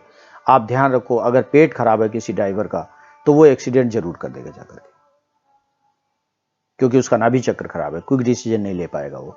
ये क्विक डिसीजन, इसी तरह से बहुत से जीवन के जितने भी क्विक डिसीजन लेने होते, तुरंत लेते हो, त्वरित डिसीजन लेने होते हैं, त्वरित निर्णय यहीं से लिया जाता है। नाभि चक्र के पीछे एक चक्र है, अभी मैंने बताया था बताना भूल गया मैं आपको कि स्वाधिष्ठान चक्र पे भगवान ब्रह्मा की शक्तियां स्थापित हैं, जो सृष्टि का निर्माण करती हैं, सृजन करती हैं। नाभि चक्र पे कुबेर की शक्तियां स्थापित हैं, और नाभि चक्र के बिल्कुल पीछे एक चक्र होता है मैग्मेन चक्र, कटी चक्र बोलते हैं इसको, मैग्मेन चक्र बोलते हैं। इसकी भी बड़ी जरूरत है जीवन में, इसको भी ठीक करना है। नाभि चक्र को ठीक करना आप आगे सीखेंगे मंत्र संजीवनी के जरिए, शिवप्रिया सिखाएंगे आपको। और अब कटी चक्र पे आ जाइए, इसकी आज के जीवन में बड़ी जरूरत पड़ गई। बीपी यहां से कंट्रोल होता है। अगर ये चक्र ज्यादा स्पीड में घूम रहा है तो बीपी बढ़ जाएगा, ये बड़ा हो जाएगा, बीपी बड़ा हो जाएगा, बढ़ जाएगा, हाई बीपी हो जाएगा। अगर ये कम स्पीड में घूम रहा है तो लो बीपी हो जाएगा। आमतौर से इस चक्र का साइज जो होता है, इसको नापना जब आपको सिखाया जाएगा तब आप देखेंगे दूसरे चक्रों की अपेक्षा ये आधे आकार में रहता है, तब बीपी नॉर्मल होता है। अगर और छोटा हो गया तो बीपी लो हो जाएगा, अगर ये बड़ा हो गया तो बीपी बढ़ता चला जाता है। ये बीपी को कंट्रोल करता है। नंबर 2, जिन लोगों पे एलिमेंट्स के हमले होते हैं, बाधाओं के, भूत प्रेत के हमले होते हैं, बहुत से लोगों पे भूत प्रेत आते हैं, उनको भूत भय लगता है, उनका ये चक्र प्रभावित होता, खराब होता है। आमतौर से आप देखोगे जिन पे जो लोग भी भूत प्रेत के शिकार होते हैं, जो कहते हैं कि उनको भूत दिखते हैं, प्रेत दिखते हैं, या उनको आवाजें सुनाई पड़ती, लोग उनको प्रताड़ित रहते भूत प्रेत चुड़ैल जिन्न से, जितने लोग हैं उनकी टेंडेंसी देखोगे उन पे लो बीपी मिलेगी। उनके बीपी की सामान्य टेंडेंसी जो है वो लो मिलेगी। वो अलग बात है कि गुस्से में और परिस्थितियों में कभी कभी हाई हो जाए, लेकिन सामान्य टेंडेंसी उनकी जो है लो बीपी की मिलेगी, क्योंकि उनका ये चक्र जो है वो कमजोर होता है। अब उससे क्या फर्क पड़ रहा है? इस चक्र का काम ये है कि ये एनर्जी को पंप करता है, पंप हाउस है ये। जो मूलाधार की ऊर्जाएं हैं, जो पृथ्वी से ली जा रही हैं पैरों के जरिए, उन ऊर्जाओं को ये पंप करके पूरे शरीर में पहुंचाता है। पूरे शरीर में मूलाधार चक्र रक्त, खून, कोशिकाएं, सेल्स और टिश्यूज और बोन्स, हड्डियां, इन सब का निर्माण करता है, ऑर्गन्स का निर्माण करता है। और कैसे करता है कि वहां से सेल्स ऊर्जाओं को पूरे शरीर में पहुंचाता है। उन ऊर्जाओं को शरीर में पहुंचाने की, पंप करने की जिम्मेदारी ऊपर की तरफ यह है मैग्मेन चक्र की, यही पहुंचाता है। जब ये फास्ट होता है, इसकी स्पीड ज्यादा हो जाती है, तो वो ऊर्जाएं बहुत तेजी से ऊपर पहुंचाता है, इससे बीपी बढ़ जाता है। जब ये कमजोर होता है, आमतौर से ये नेचर कमजोर होता है इसका, शादी के पहले से ज्यादातर लोगों का कमजोर होता है, जिनका कमजोर होता है शादी के पहले मतलब बचपन से, तो उनमें लो बीपी की टेंडेंसी होती है। और जब ये कम ऊर्जाएं ऊपर प्रक्षेपित करता है कमजोरी के साथ में, तो लोगों को अज्ञात भय, जिसको भूत भय बोलते, वो सताता है। इसलिए जब कभी किसी व्यक्ति को, ऐसे व्यक्ति को राहत दोगे, उपचारित करोगे जिसको भूत भय लगता है, भूत प्रेत का भय लगता है, तब आपको इस चक्र को ठीक करना होगा। बीपी कंट्रोल करने के लिए भी दवा खाने की जरूरत नहीं, इसको ठीक करेंगे बीपी अपने आप कंट्रोल हो जाएगा, चाहे बढ़ा हुआ हो चाहे घटा हुआ हो। कैसे करेंगे इसको ठीक? शिवप्रिया सिखाएंगे आपको ये मंत्र संजीवनी उपचार के तीनों चैप्टर में। तीनों चैप्टर की जब हम बात करें तो मंत्र संजीवनी उपचार के बारे में यहां जान लीजिए कि मंत्र संजीवनी उपचार 3 भागों में आपको सिखाया जाएगा। पहला भाग होगा संजीवनी शक्तिपात, जो इंस्टेंट रिलीफ देता है लोगों को। बड़े चमत्कारिक परिणाम दिखाई पड़ते हैं इसके। किसी को गुस्सा आ रहा है, आपने संजीवनी शक्तिपात कर दिया, गुस्सा खत्म हो गया उसी समय।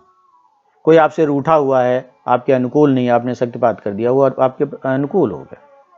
आप कहीं काम पे जा रहे हैं, कोई काम करने के लिए, कोई व्यक्ति वहां बैठा हुआ है, उसको आप चाहते हैं आपके अनुकूल हो जाए, उस पर शक्तिपात कर दिया, अनुकूल हो गया। बच्चा पढ़ाई में मन नहीं लगा रहा, उस पर शक्तिपात कर दिया, आपने देखा पढ़ने लग गया।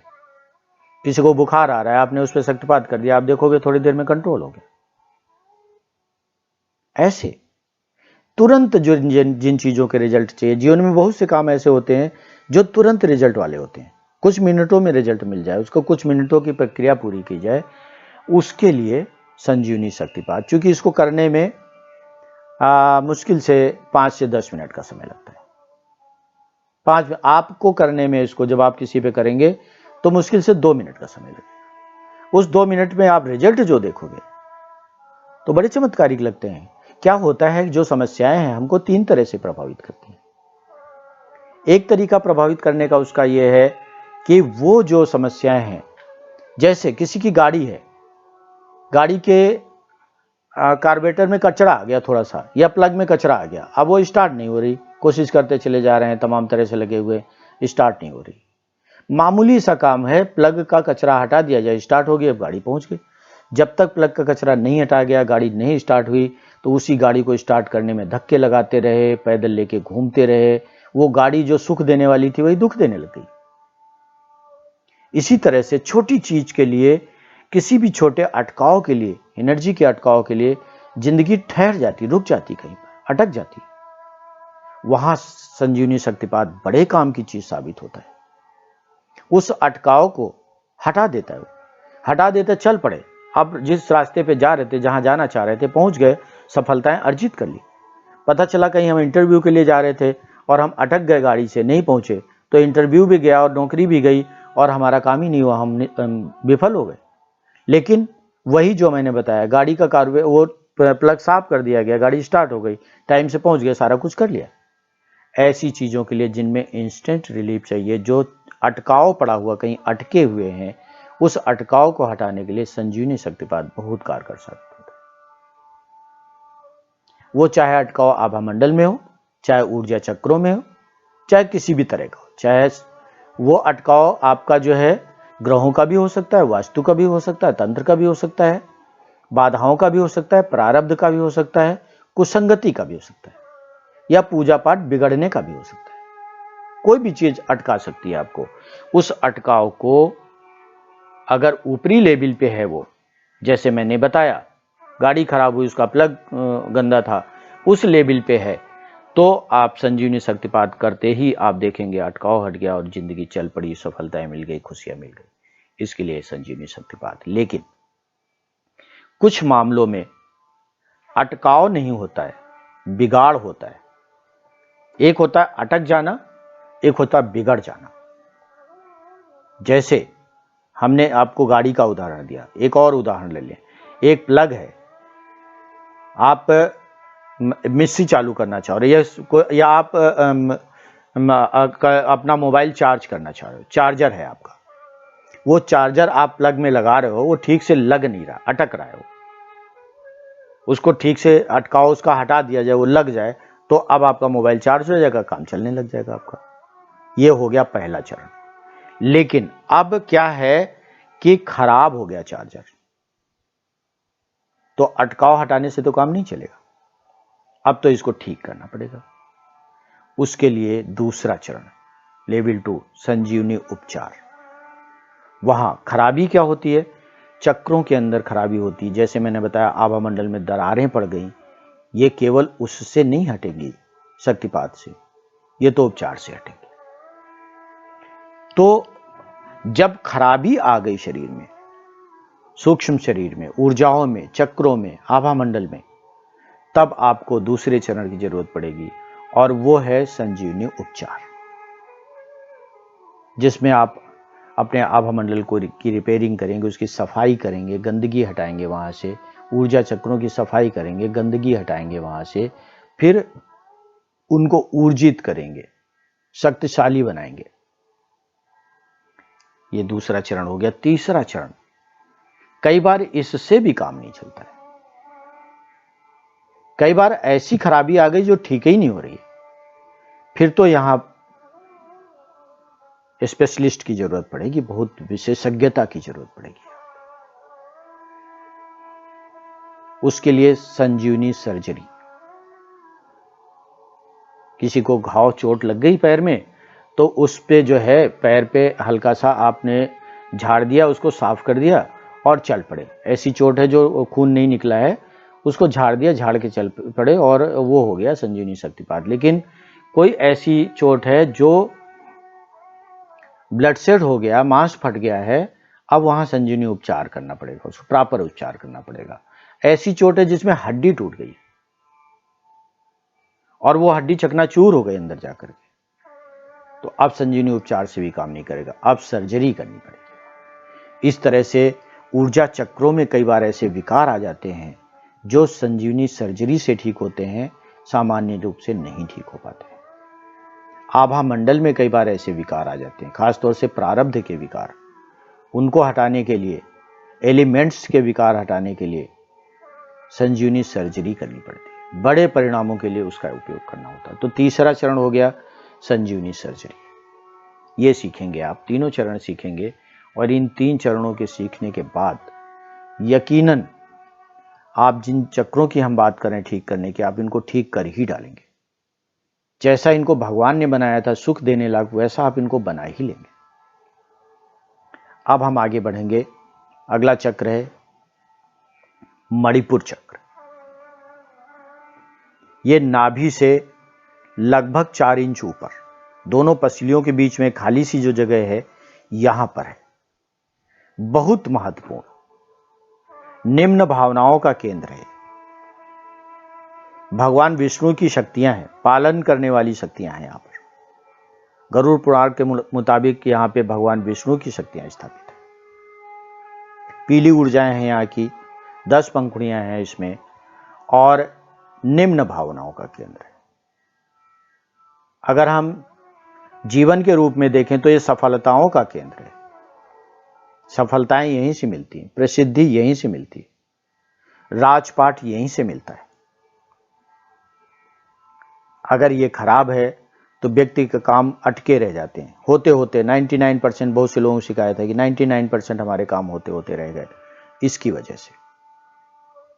अगर ये खराब है तो बीपी की प्रॉब्लम, हार्ट की प्रॉब्लम, शुगर की प्रॉब्लम, ये सारी प्रॉब्लम पैदा करे। भावनाएं खराब हैं तो एनर्जी को ये तुरंत खराब कर देता है। हम जो भी खबर सुख की, दुख की सुनते हैं, उसका पहला रिएक्शन यही आता है। आपने ध्यान दिया होगा, जब आप कोई ऐसी खबर सुनिए जिससे एकदम से घबराहट पैदा हो जाए, तब आप देखेंगे कि आपके पेट में गुड़गुड़ाहट शुरू हो गई। सुना आपने कानों से था, देखा आपने आंखों से था, लेकिन रिएक्शन कहां हुआ जाकर के? पेट में। क्यों? क्योंकि भावनाओं का केंद्र है, भावनाएं आपने यहां से ली, इमोशन यहां से लिए, वो मणिपुर चक्र में गए और इसको तुरंत खराब कर दिया उसने। और यहां पीले रंग की एनर्जी को उन्होंने कत्थई में एनर्जी में बदल दिया। कत्थई एनर्जी हैवी होती है, वो लुढ़कती हुई नीचे को चली गई। नीचे जाने के बाद लुढ़कती हुई एनर्जी जो नीचे जा रही है, आंतों में फंसती हुई जा रही है। आंतों में हर 3 फीट पे एक चक्र होता है, उनमें फंसती हुई एनर्जी जब नीचे जाती है तो गुड़गुड़ाहट पैदा हो जाती है, और ये एनर्जी और ज्यादा हैवी होकर के जब नाभि चक्र पे जाके एकदम से इकट्ठी हो जाती है तो लोगों को प्रेशर आ जाता है। घबराने वाली खबर सुनने के बाद आपने बहुत बार देखा होगा, लोगों को प्रेशर बन जाता है, भागते हैं, फ्रेश होने के लिए जाना पड़ता है उनको। यही कारण है इसका। तो ये भावनाओं का केंद्र है, ये भावनाओं से बनता और बिगड़ता है। निम्न भावनाओं का केंद्र होने के कारण निम्न भावनाएं इसको ज्यादा प्रभावित करती है, जल्दी प्रभावित करती है। बात बर्दाश्त ना होना यही है, बार बार गुस्सा आना। अगर ये खराब है तो ऐसे लोगों को बात बर्दाश्त नहीं होती, बार बार गुस्सा आता रहता है। ये 2 तरह से खराब होता है। या तो ये ओवर एक्टिवेटेड हो जाए, बहुत जल्दी होता है। इस चक्र की खासियत ये है कि बहुत जल्दी इसकी स्पीड बढ़ जाती है। जैसे इसकी स्पीड बढ़ी वैसे व्यक्ति हाइपर हो जाता है, ये बहुत तेजी से घूमने लग जाता है, इसका साइज बड़ा हो जाता है, एनर्जी ज्यादा यहां इकट्ठी हो जाती है, तो ये व्यक्ति को हाइपर कर देता है कुछ सेकंड के अंदर अंदर। फिर ऐसे में उस व्यक्ति को बात बर्दाश्त नहीं होती, कुछ अच्छा नहीं लगता, वो घबराया हुआ रहता, हड़बड़ाया हुआ रहता, चिल्ला रहा होता, गुस्सा कर रहा होता है, या क्या क्या कर रहा होता है। अपराध तक कर डालते लोग, क्राइम तक कर डालते हैं इसकी वजह से। दुनिया में जितनी खुराफातें हैं, जितनी भी नकारात्मकता है, सब इसके ही बिगड़ने से होती है। व्यक्ति अगर क्राइम है, क्रिमिनल है, क्राइम सोच रहा है तो इसकी वजह से, किसी का अहित सोच रहा है तो इसकी वजह से, किसी की बुराई कर रहा है तो इसकी वजह से, किसी की आलोचना कर रहा है तो इसकी वजह से, किसी से जलता है, जलन होती है तो इसकी वजह से, किसी से दुश्मनी रखता है तो इसकी वजह से। तो ये इस तरह से भावनाओं का केंद्र है, निम्न भावनाओं का केंद्र है। कोई व्यक्ति किसी का धन हड़पना चाहता है, किसी की जमीन हड़पना चाहता है, संपत्ति हड़पना चाहता है, किसी की बुरी नजर रखता है किसी महिला पे, किसी भी लोगों पे, किसी व्यक्ति पे, वो सब इसके कारण है। व्यक्ति आतंकवादी बन जाता है, इसके कारण है। उग्रता आ जाती है, उग्रवादी हो जाते हैं लोग। उग्रवादी केवल वही नहीं है जो बंदूक लेके घूम रहा होता है, किसी को मार रहा होता है। उग्रवादी वो हर व्यक्ति है जिसके विचार उग्र है। मणिपुर चक्र के कारण अगर इसको ठीक कर दिया जाए तो व्यक्ति की उग्रता खत्म हो जाती है, गुस्सा खत्म हो जाता है, तनाव खत्म हो जाता है। तनाव का भी यही केंद्र है, टेंशन। जरा सी इसकी स्पीड बढ़ी, बस टेंशन शुरू। अगर इसको कंट्रोल किया जाए, साफ किया जाए और इसको लॉक करके रखा जाए तो व्यक्ति को गुस्सा नहीं आएगा, कम आएगा, तनाव बहुत कम होगा उसको। कैसे करेंगे? शिवप्रिया सिखाएंगे इसको लॉक करना, साफ करना और ठीक करना। जब ये ठीक हो जाएगा, जब ये खराब होगा तो बहुत से लोगों को आपने देखा होगा भय लगता है, मृत्यु का भय। बहुत से लोगों को लगता है जैसे मर जाएंगे, मृत्यु का भय लगता है। बहुत से लोगों को शत्रुओं का भय लगता है। जब ये कमजोर होता है, अभी तो हमने ज्यादा के नुकसान बताए, जब ये कमजोर हो जाता है तो व्यक्ति डरपोक हो जाता है, भयभीत रहता है, साहस की कमी हो जाती है उसके अंदर। जैसे मूलाधार चक्र के कमजोर होने से आत्मबल, कॉन्फिडेंस की कमी हो जाती है, वैसे इसके कमजोर होने से साहस की कमी हो जाती है, व्यक्ति डरपोक हो जाता है और असफलताएं मिलती है लोगों को, बार बार फेलियर मिलती है। ऐसा व्यक्ति गुमनामी में चला जाता है। जब ये कमजोर होता है व्यक्ति गुमनामी में चला जाता है। और अगर ये संतुलित है और अच्छे तरीके से, बढ़िया तरीके से काम कर रहा है तो वो व्यक्ति राजा बन जाता है। राजा मतलब राजा वही नहीं जो मुकुट पहन के घूमता है। राजा वो है जो मंत्री बना हुआ घूम रहा है। राजा वो है जो किसी संस्था का अध्यक्ष है। राजा वो है जो किसी परिवार का संचालक है, किसी संस्था का संचालक है, किसी मोहल्ले का संचालक है, किसी समाज का संचालक है। हर वो व्यक्ति अपनी अपनी जगह राजा है। ऐसे तो राजा होते थे। एक वर्ग विशेष, एक जगह विशेष का जो अधिपति होता था वो राजा होता था। किसी परिवार का जो अधिपति है, जो परिवार चला रहा वो उस परिवार का राजा है। जो एक मोहल्ले में का नेता है वो उस मोहल्ले का राजा है।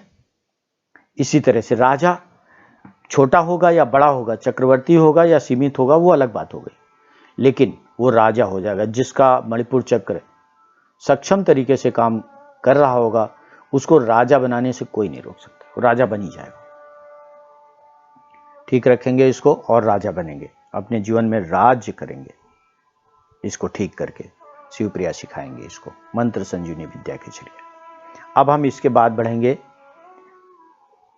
इससे ऊपर एक चक्र होता है प्रारब्ध का चक्र। मणिपुर चक्र के ऊपर लीवर होता है। लीवर में 3 चक्र होते हैं। इन 3 चक्रों में से एक चक्र जो होता है वो प्रारब्ध का, पुरानी ऊर्जाएं यहां होती, कनेक्टेड होती है यहां पे पुरानी ऊर्जाएं। जब ये खराब होता है तो आपने बहुत से लोगों को देखा होगा पुरानी बातें सोचते रहते हैं। जरा सी बात उनके मन में आई, किसी ने कुछ कह दिया तो किसी पुरानी चीज से रिलेट करेंगे। अरे यार ये तो पहले भी हमारे पीछे पड़े रहते थे, 10 साल पहले भी इन्होंने ऐसा किया था, जब से हम पैदा हुए तब से ये हमारे पीछे लगे हुए हैं, और या जब से हम पैदा हुए हमारी जिंदगी में तब से ही दुख चल रहे हैं। पुरानी बातों में लौट जाते हैं वो लोग। नकारात्मक बातें जो पुरानी है, सकारात्मक नहीं, नकारात्मक पुरानी बातों से रिलेटेड रहते हैं। जब ये चक्र खराब रहता है ऐसी बातें इनके मन में हमेशा घूमती रहती है। लीवर वहां से ऐसी ऊर्जाओं को मणिपुर चक्र को देता रहता, मणिपुर चक्र उनको नकारात्मक विचारों में, नकारात्मक ख्यालों में, भावनाओं में बहाता रहता है। ये प्रारब्ध का चक्र। यही प्रारब्ध, पास्ट कर्माज की जो ऊर्जा है जिनकी हम बात कर रहे थे, 2 लेयर जो हमारे आभा मंडल की हैं, जो प्रारब्ध से जुड़ी हुई, मेमोरी से जुड़ी हुई, उनका कनेक्शन यही वो खुलते आकर के। तो इस तरह से जिस व्यक्ति को पुराने त्रासदी, पुरानी पीड़ा से बाहर निकालना है, उनको इसको ठीक करना पड़ेगा। डिप्रेशन, जो लोग डिप्रेशन में हैं उनके लिए ये इसको ठीक करना बहुत जरूरी है। ये नहीं ठीक होगा तो डिप्रेशन से व्यक्ति को बाहर नहीं निकाला जा सकता है। इसके बाद आता है अनाहत चक्र, छाती के बीचों बीच में, आगे पीछे दोनों तरफ होता है। हमारा मणिपुर चक्र भी आगे पीछे दोनों तरफ होता है, आगे भी होता है और पीछे भी होता है। अनाहत चक्र भी आगे भी होता, सक्रिय होता और पीछे भी होता है। यहां भगवान शिव की शक्तियों का वास है। साक्षात मान के चलिए कि भगवान शिव यहां पे विराजमान है, शिव शक्ति है यहां पे। और मणिपुर चक्र में अग्नि तत्व था, यहां वायु तत्व है। वायु तत्व की ऊर्जाएं, भगवान शिव की ऊर्जाएं, सिद्धियों की ऊर्जाएं सब यहां पर है। ये उच्च सृजन, ये उच्च भावनाओं का केंद्र है। यहां उच्च भावनाएं हैं। मणिपुर चक्र पे निम्न भावनाएं थी, यहां उच्च भावनाएं। दोनों रिश्तेदार हैं। भावनाओं का चक्र वो भी, भावनाओं का चक्र भी। इस तरह से ये दोनों रिश्तेदार हैं। दोनों एक दूसरे को बनाते और बिगाड़ते हैं। इसलिए जब मणिपुर चक्र खराब होता है तो दिल की बीमारी पैदा हो जाती है, क्योंकि दिल अनाहत चक्र से, हृदय चक्र उसको बोलते हैं, अनाहत चक्र को हृदय चक्र भी बोलते हैं, उससे एक्टिवेटेड होता है, उससे जुड़ा होता है। और इस तरह से दिल खराब हो जाता है जब मणिपुर चक्र खराब होता है। अनाहत चक्र तो बस चमत्कार का चक्र है, मन की शक्तियों से काम करता है। इससे ज्यादा तेज ब्रह्मांड में कुछ भी नहीं है।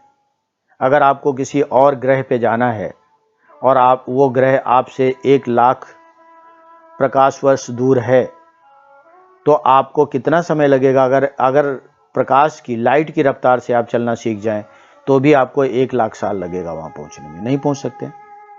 जो देवलोक हैं, अलग अलग लोक बने हुए हैं सबके, उनकी दूरी इससे भी कई गुना ज्यादा है, तो हम वहां कभी पहुंच ही नहीं सकते।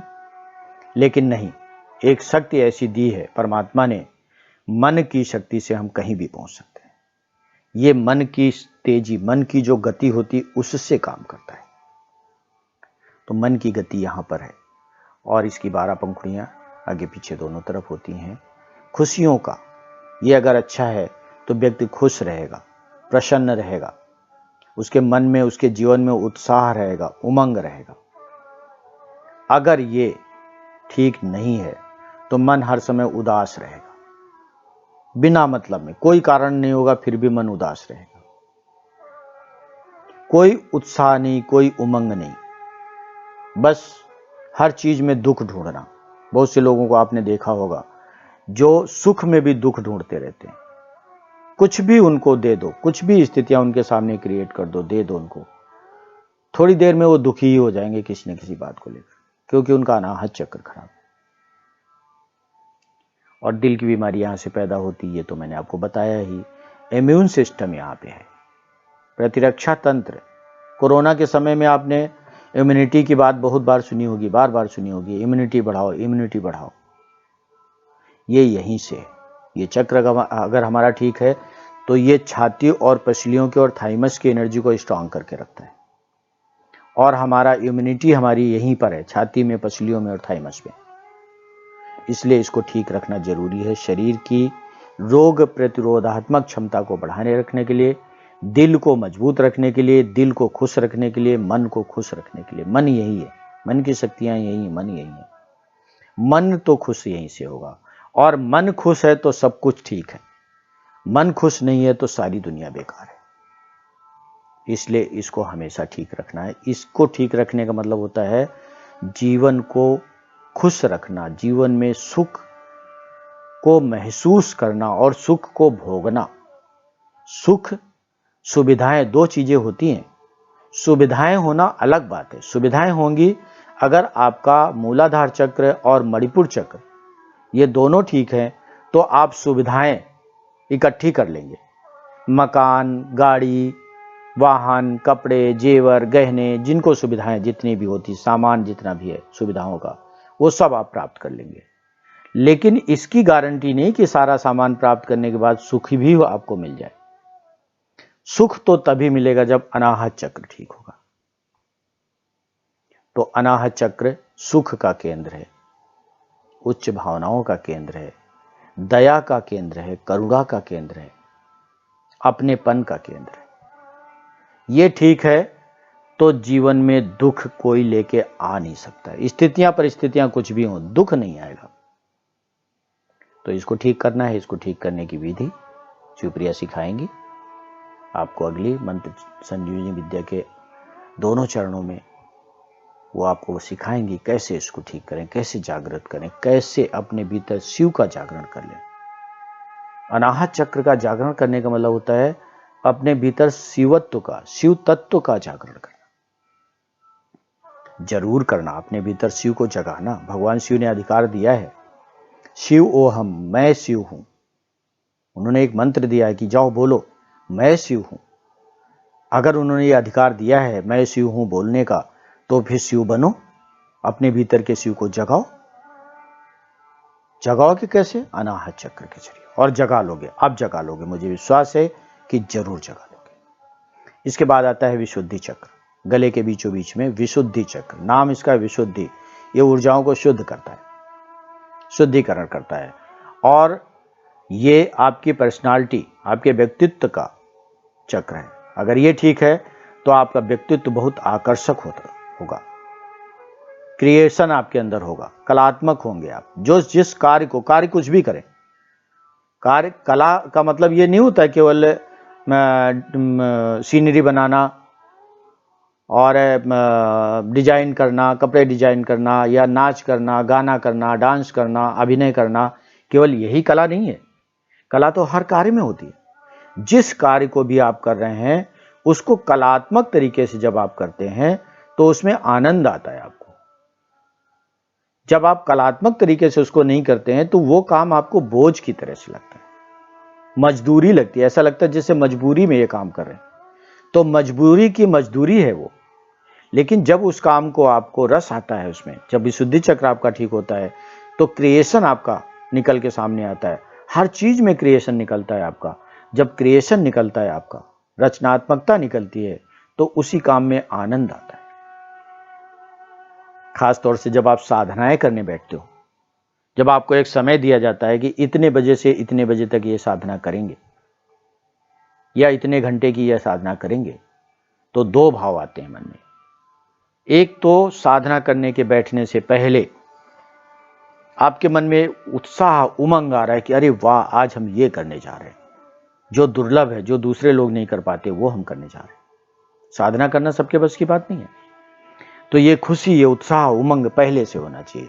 अगर अनाहत चक्र ठीक है तो आपके अंदर उत्साह होगा, उमंग होगा।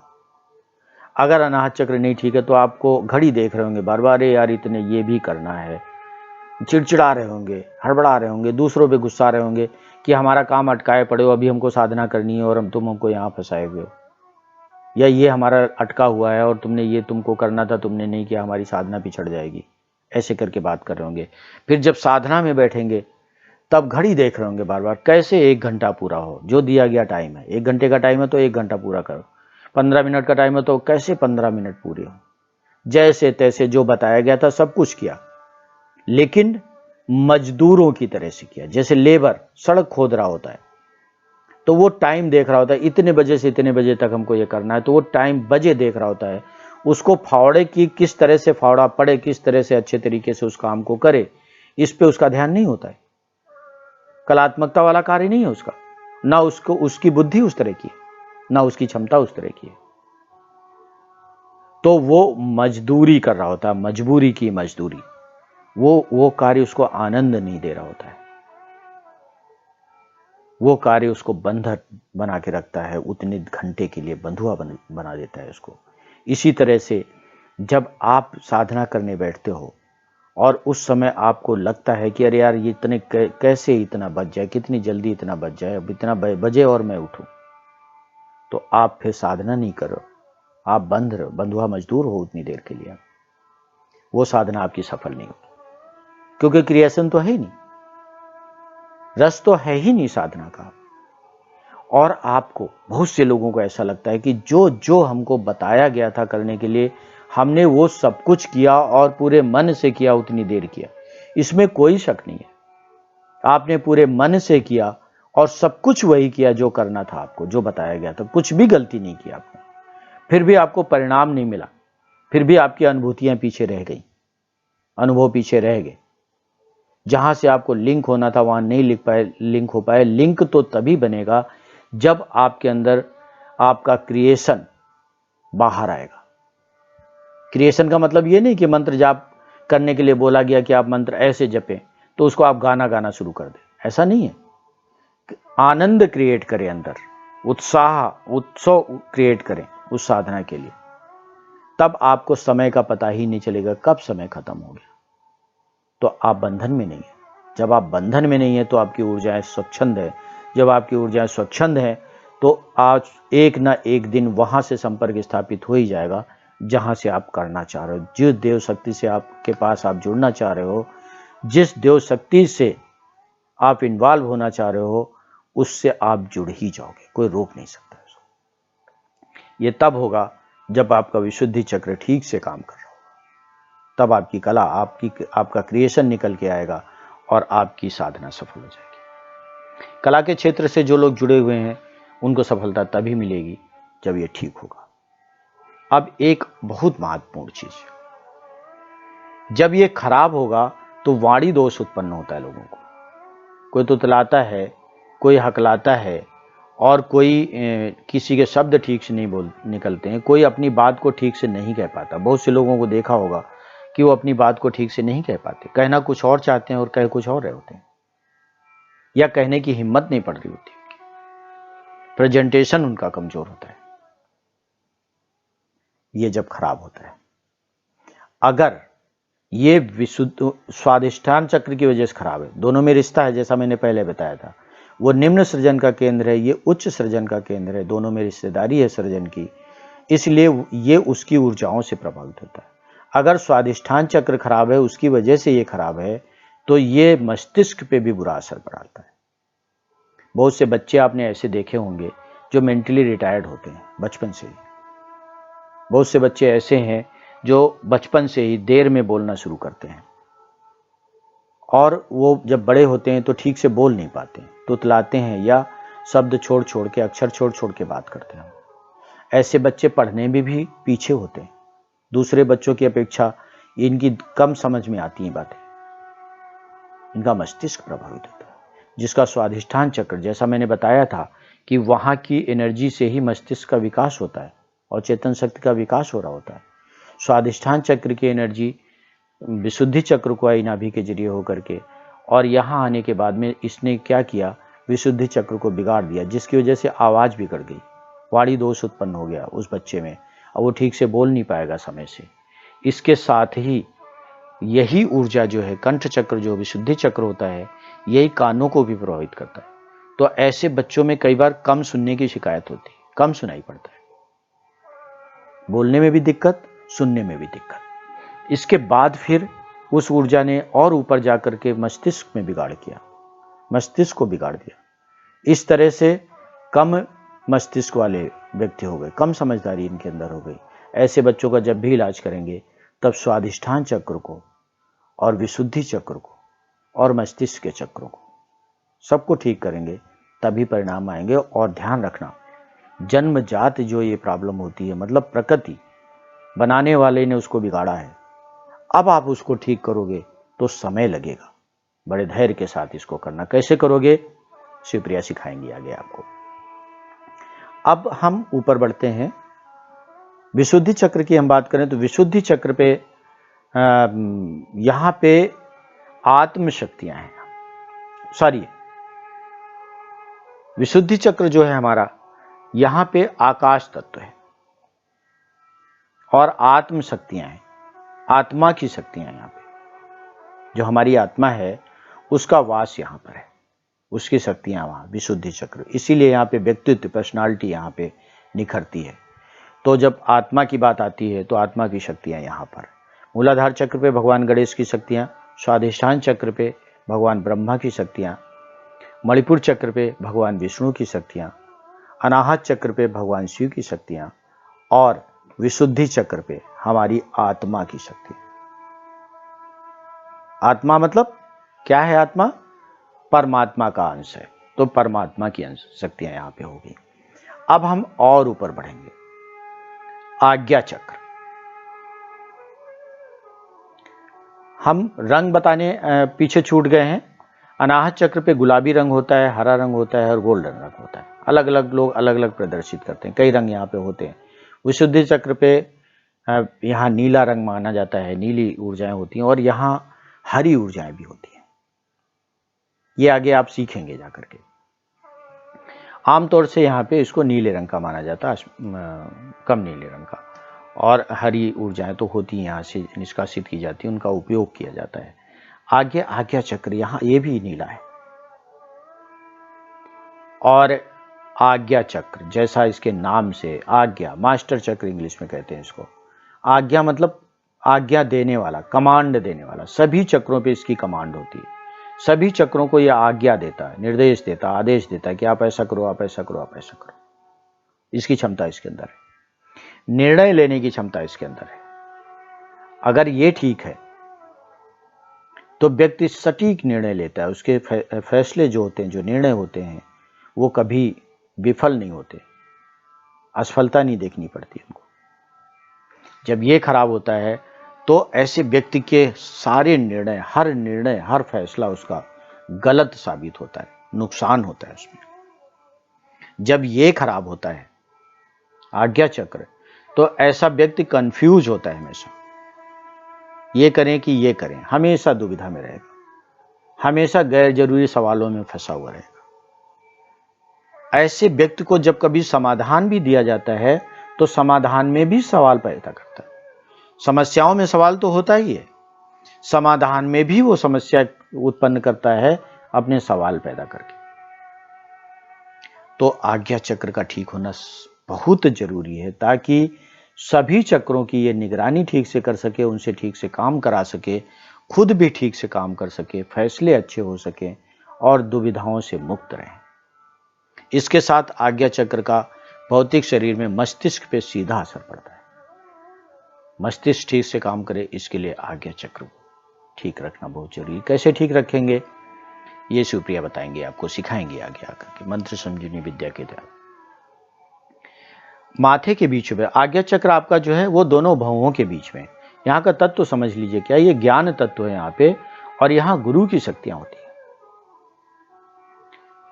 विशुद्धि चक्र पे आपने देखा आत्म तत्व है और आत्मा की शक्तियां यहाँ पे। यहाँ पे आज्ञा चक्र पे ज्ञान तत्व है और यहाँ गुरु की शक्तियां होती हैं। जो भी गुरु हैं आपके, उनकी शक्तियां यहाँ पर होती हैं। इसके बाद माथे के बीचों बीच में यहां तीसरा नेत्र होता है, थर्ड आई जिसको बोलते हैं। थर्ड आई में तो इसके बारे में सभी ने तीसरा नेत्र जागृत है। यहाँ पे ऐसा बोलते हैं, यहाँ पे अतीन्द्रिय शक्तियों का वास होता है, पराशक्तियों के का लिंक है, ये दूसरी दुनिया से जुड़ने का लिंक है। ये बड़ा विलक्षण है, सभी जानते हैं और सभी चाहते हैं कि उनका तीसरा नेत्र जागृत हो। जब ये जागृत होता है, जो व्यक्ति तीसरे नेत्र की शक्तियों का उपयोग करना जान जाता है, वो तो चमत्कार रचता है, उसमें सुपर पावर आ जाती है। जैसे भगवान शिव तीसरे नेत्र की शक्तियों का उपयोग करना जानते हैं, दिखाया जाता है उनके माथे पे तीसरा नेत्र बना हुआ। तीसरा नेत्र कोई लेके नहीं घूम रहे होते हो, उसका उपयोग करना जानते हैं, उस त्रिनेत्र को खोलना जानते हैं, वो उसकी शक्तियों का उपयोग जानते हैं। इसका उपयोग और इसकी शक्तियां इतनी विशाल हैं कि ब्रह्मांड का विध्वंस हो सकता है, इससे प्रलय आ जाती है, इससे लाई जा सकती है इसके द्वारा, और सृजन भी इसके द्वारा किया जा सकता है। तो इसको ठीक रहना जरूरी है आपकी आत्म शक्तियों के लिए, आध्यात्मिक शक्तियों के लिए, और ब्रह्मांड में ब्रह्मांडी शक्तियों से लिंक होने के लिए, जुड़ने के लिए, उनसे अपनी बात कहने के लिए, उनकी बात समझने के लिए। जब आप अध्यात्म के क्षेत्र में जुड़े हो, जब आप दूसरी दुनिया से जुड़ना चाहते हो, उनकी शक्तियों से जुड़ना चाहते हो, तो आपको अपनी बात कहनी और उनकी बात को डिकोड करना आना चाहिए। तीसरे नेत्र चक्र से ही डिकोड किया जाता है देव भाषा को, उनकी बातों को। इसके साथ में तीसरा नेत्र जो होता है वो आंखों पे सीधा असर डालता है, याददाश्त का केंद्र है, मेमोरी का केंद्र है। अगर ये खराब हो रहा है तो व्यक्ति की याददाश्त कमजोर हो जाती है। बच्चों की याददाश्त कमजोर हो जाती है, वो पढ़ाई नहीं कर पाते, पढ़ाई में मन नहीं लगता, जो पढ़ेंगे वो याद नहीं होगा, याद नहीं होगा तो उनका मन ही नहीं लगेगा, उलझन होगी और उठ जाएंगे वो। तो जिन बच्चों का पढ़ाई में मन नहीं लग रहा है, उनको तीसरे नेत्र को उनके ठीक करना बहुत जरूरी है, अनिवार्य है, जिनकी आंखें खराब हो रही हैं किसी भी कारण से, चाहे नज़र कमज़ोर हो या कुछ और बात है, उनका भी तीसरा नेत्र खराब है। तीसरा नेत्र चक्र खराब होने का आज के समय पे जो बहुत बड़ा रीजन सामने आ रहा है वो है मोबाइल, टीवी, इस तरह की चीज़ें जिन पे हम फोकस करके और टकटकी लगा के देखते रहते हैं, वो चीज़ें हैं। तो उससे बचना है और इसको ठीक करना। जब ये ठीक हो जाएगा तो याददाश्त बढ़ जाएगी। याददाश्त का केंद्र यही और कहीं नहीं, पूरे शरीर में यही है याददाश्त। बहुत ही आज का जीवन जो मिला हुआ है ये, इसकी याददाश्त यहीं पर है। ये कमजोर हो गया तो याददाश्त कमजोर हो जाएगी, याददाश्त कमजोर हो गई तो आप तो खाली हो गए। खासतौर से बच्चों का थर्ड आई चक्र बहुत स्ट्रांग रखना चाहिए ताकि पढ़ाई में जैसा वो जब पढ़ें तो याद आ जाए, उनको पढ़ा हुआ याद आ जाए जो भी पढ़ें। जब कोई बच्चा कोई आता है हमारे पास, जब आप मंत्र संजीवनी से उपचार करेंगे, बहुत से लोग ऐसे आएंगे कि हमारे बच्चा एग्जाम में सक्सेस हो जाए, पढ़ाई अच्छी हो, तो आप क्या करोगे, उसके तीसरे चक्र को ठीक करोगे, उसके आज्ञा चक्र को ठीक करोगे, उसके मूलाधार चक्र को ठीक करोगे। मूलाधार चक्र ठीक होगा, उसका कॉन्फिडेंस बढ़ जाएगा पढ़ाई में। आज्ञा चक्र ठीक होगा तो सही समय पे निर्णय लेगा, और थर्ड आई चक्र ठीक होगा तो उसकी याददाश्त बढ़ जाएगी। जब वो याददाश्त बढ़ जाएगी तो जो पढ़ेगा याद हो जाएगा, एक बार पढ़ेगा तो भी याद हो जाएगा। जब वो एग्जाम में बैठेगा तो वो चीज़ याद आ जाएगी, उसको रिकॉल हो जाएगा। वहाँ पे रिकॉल होना पर्याप्त नहीं है। बहुत से लोगों को पढ़ा हुआ याद रहता है और एग्जाम में ठीक से नहीं लिख के आ पाते हैं, क्योंकि उनका आज्ञा चक्र ठीक काम नहीं कर रहा होता है, कंफ्यूज हो रहे होते हैं वो। इसलिए तो आज्ञा चक्र भी जब ठीक होगा तो जो चीज याद आ गई पढ़ा हुआ, उसको वो सही तरीके से लिख देंगे, पूरे आत्मविश्वास के साथ, कॉन्फिडेंस के साथ में। आप देखेंगे उनका परफॉर्मेंस बढ़ गया। इसलिए बच्चे जब भी पढ़ने वाले हैं, पढ़ाई अच्छी हो, इसके लिए उनके मूलाधार चक्र को, आज्ञा चक्र को और थर्ड आई को ठीक करना, बहुत अच्छे परिणाम मिल जाएंगे। अब हम बात करेंगे सहस्रार चक्र की, क्राउन चक्र, ब्रह्म चक्र, सौभाग्य चक्र भी इसको कहा जाता है। जैसा नाम है इसका, सौभाग्य यहीं से जुड़ा हुआ है। हमने पहले बात की थी सिल्वर कॉर्ड की, यहीं से जुड़ी हुई है, यहां से जुड़ के परमात्मा तक गई हुई है, परमात्मा की शक्ति से जुड़ी हुई है, कभी भी खत्म नहीं होती। लेकिन इसका साइज बढ़ता घटता रहता है सिल्वर कॉर्ड का।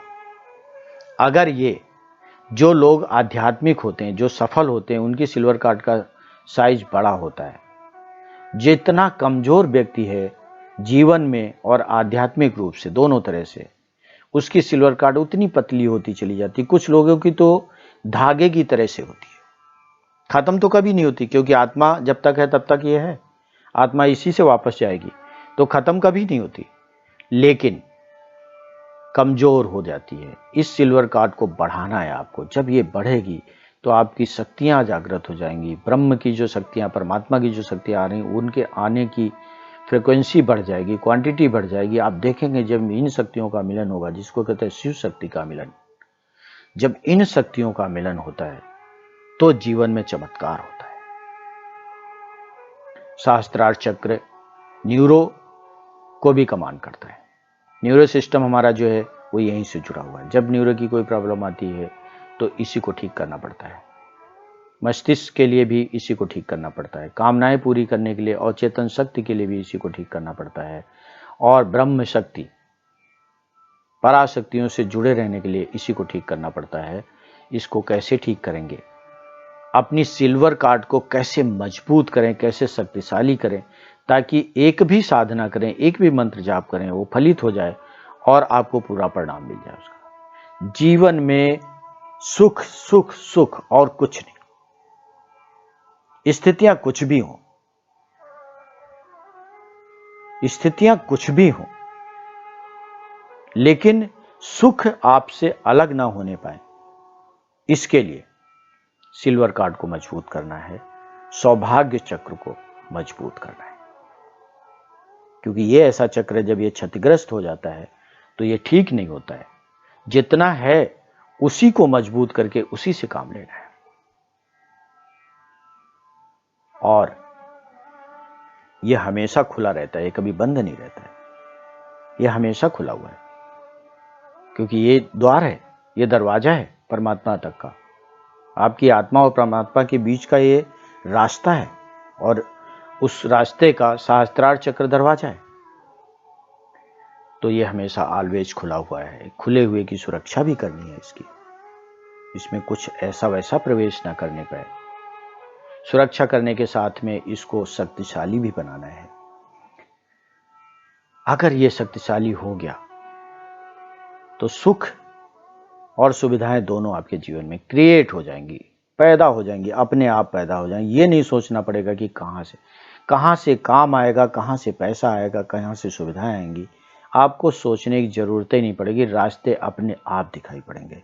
अगर यहाँ एक रास्ता परमात्मा तक के लिए स्थिर रूप से परमानेंट बना हुआ है तो यकीनन यहाँ से समस्त सुख सुविधाओं के रास्ते भी अपने आप बनते चले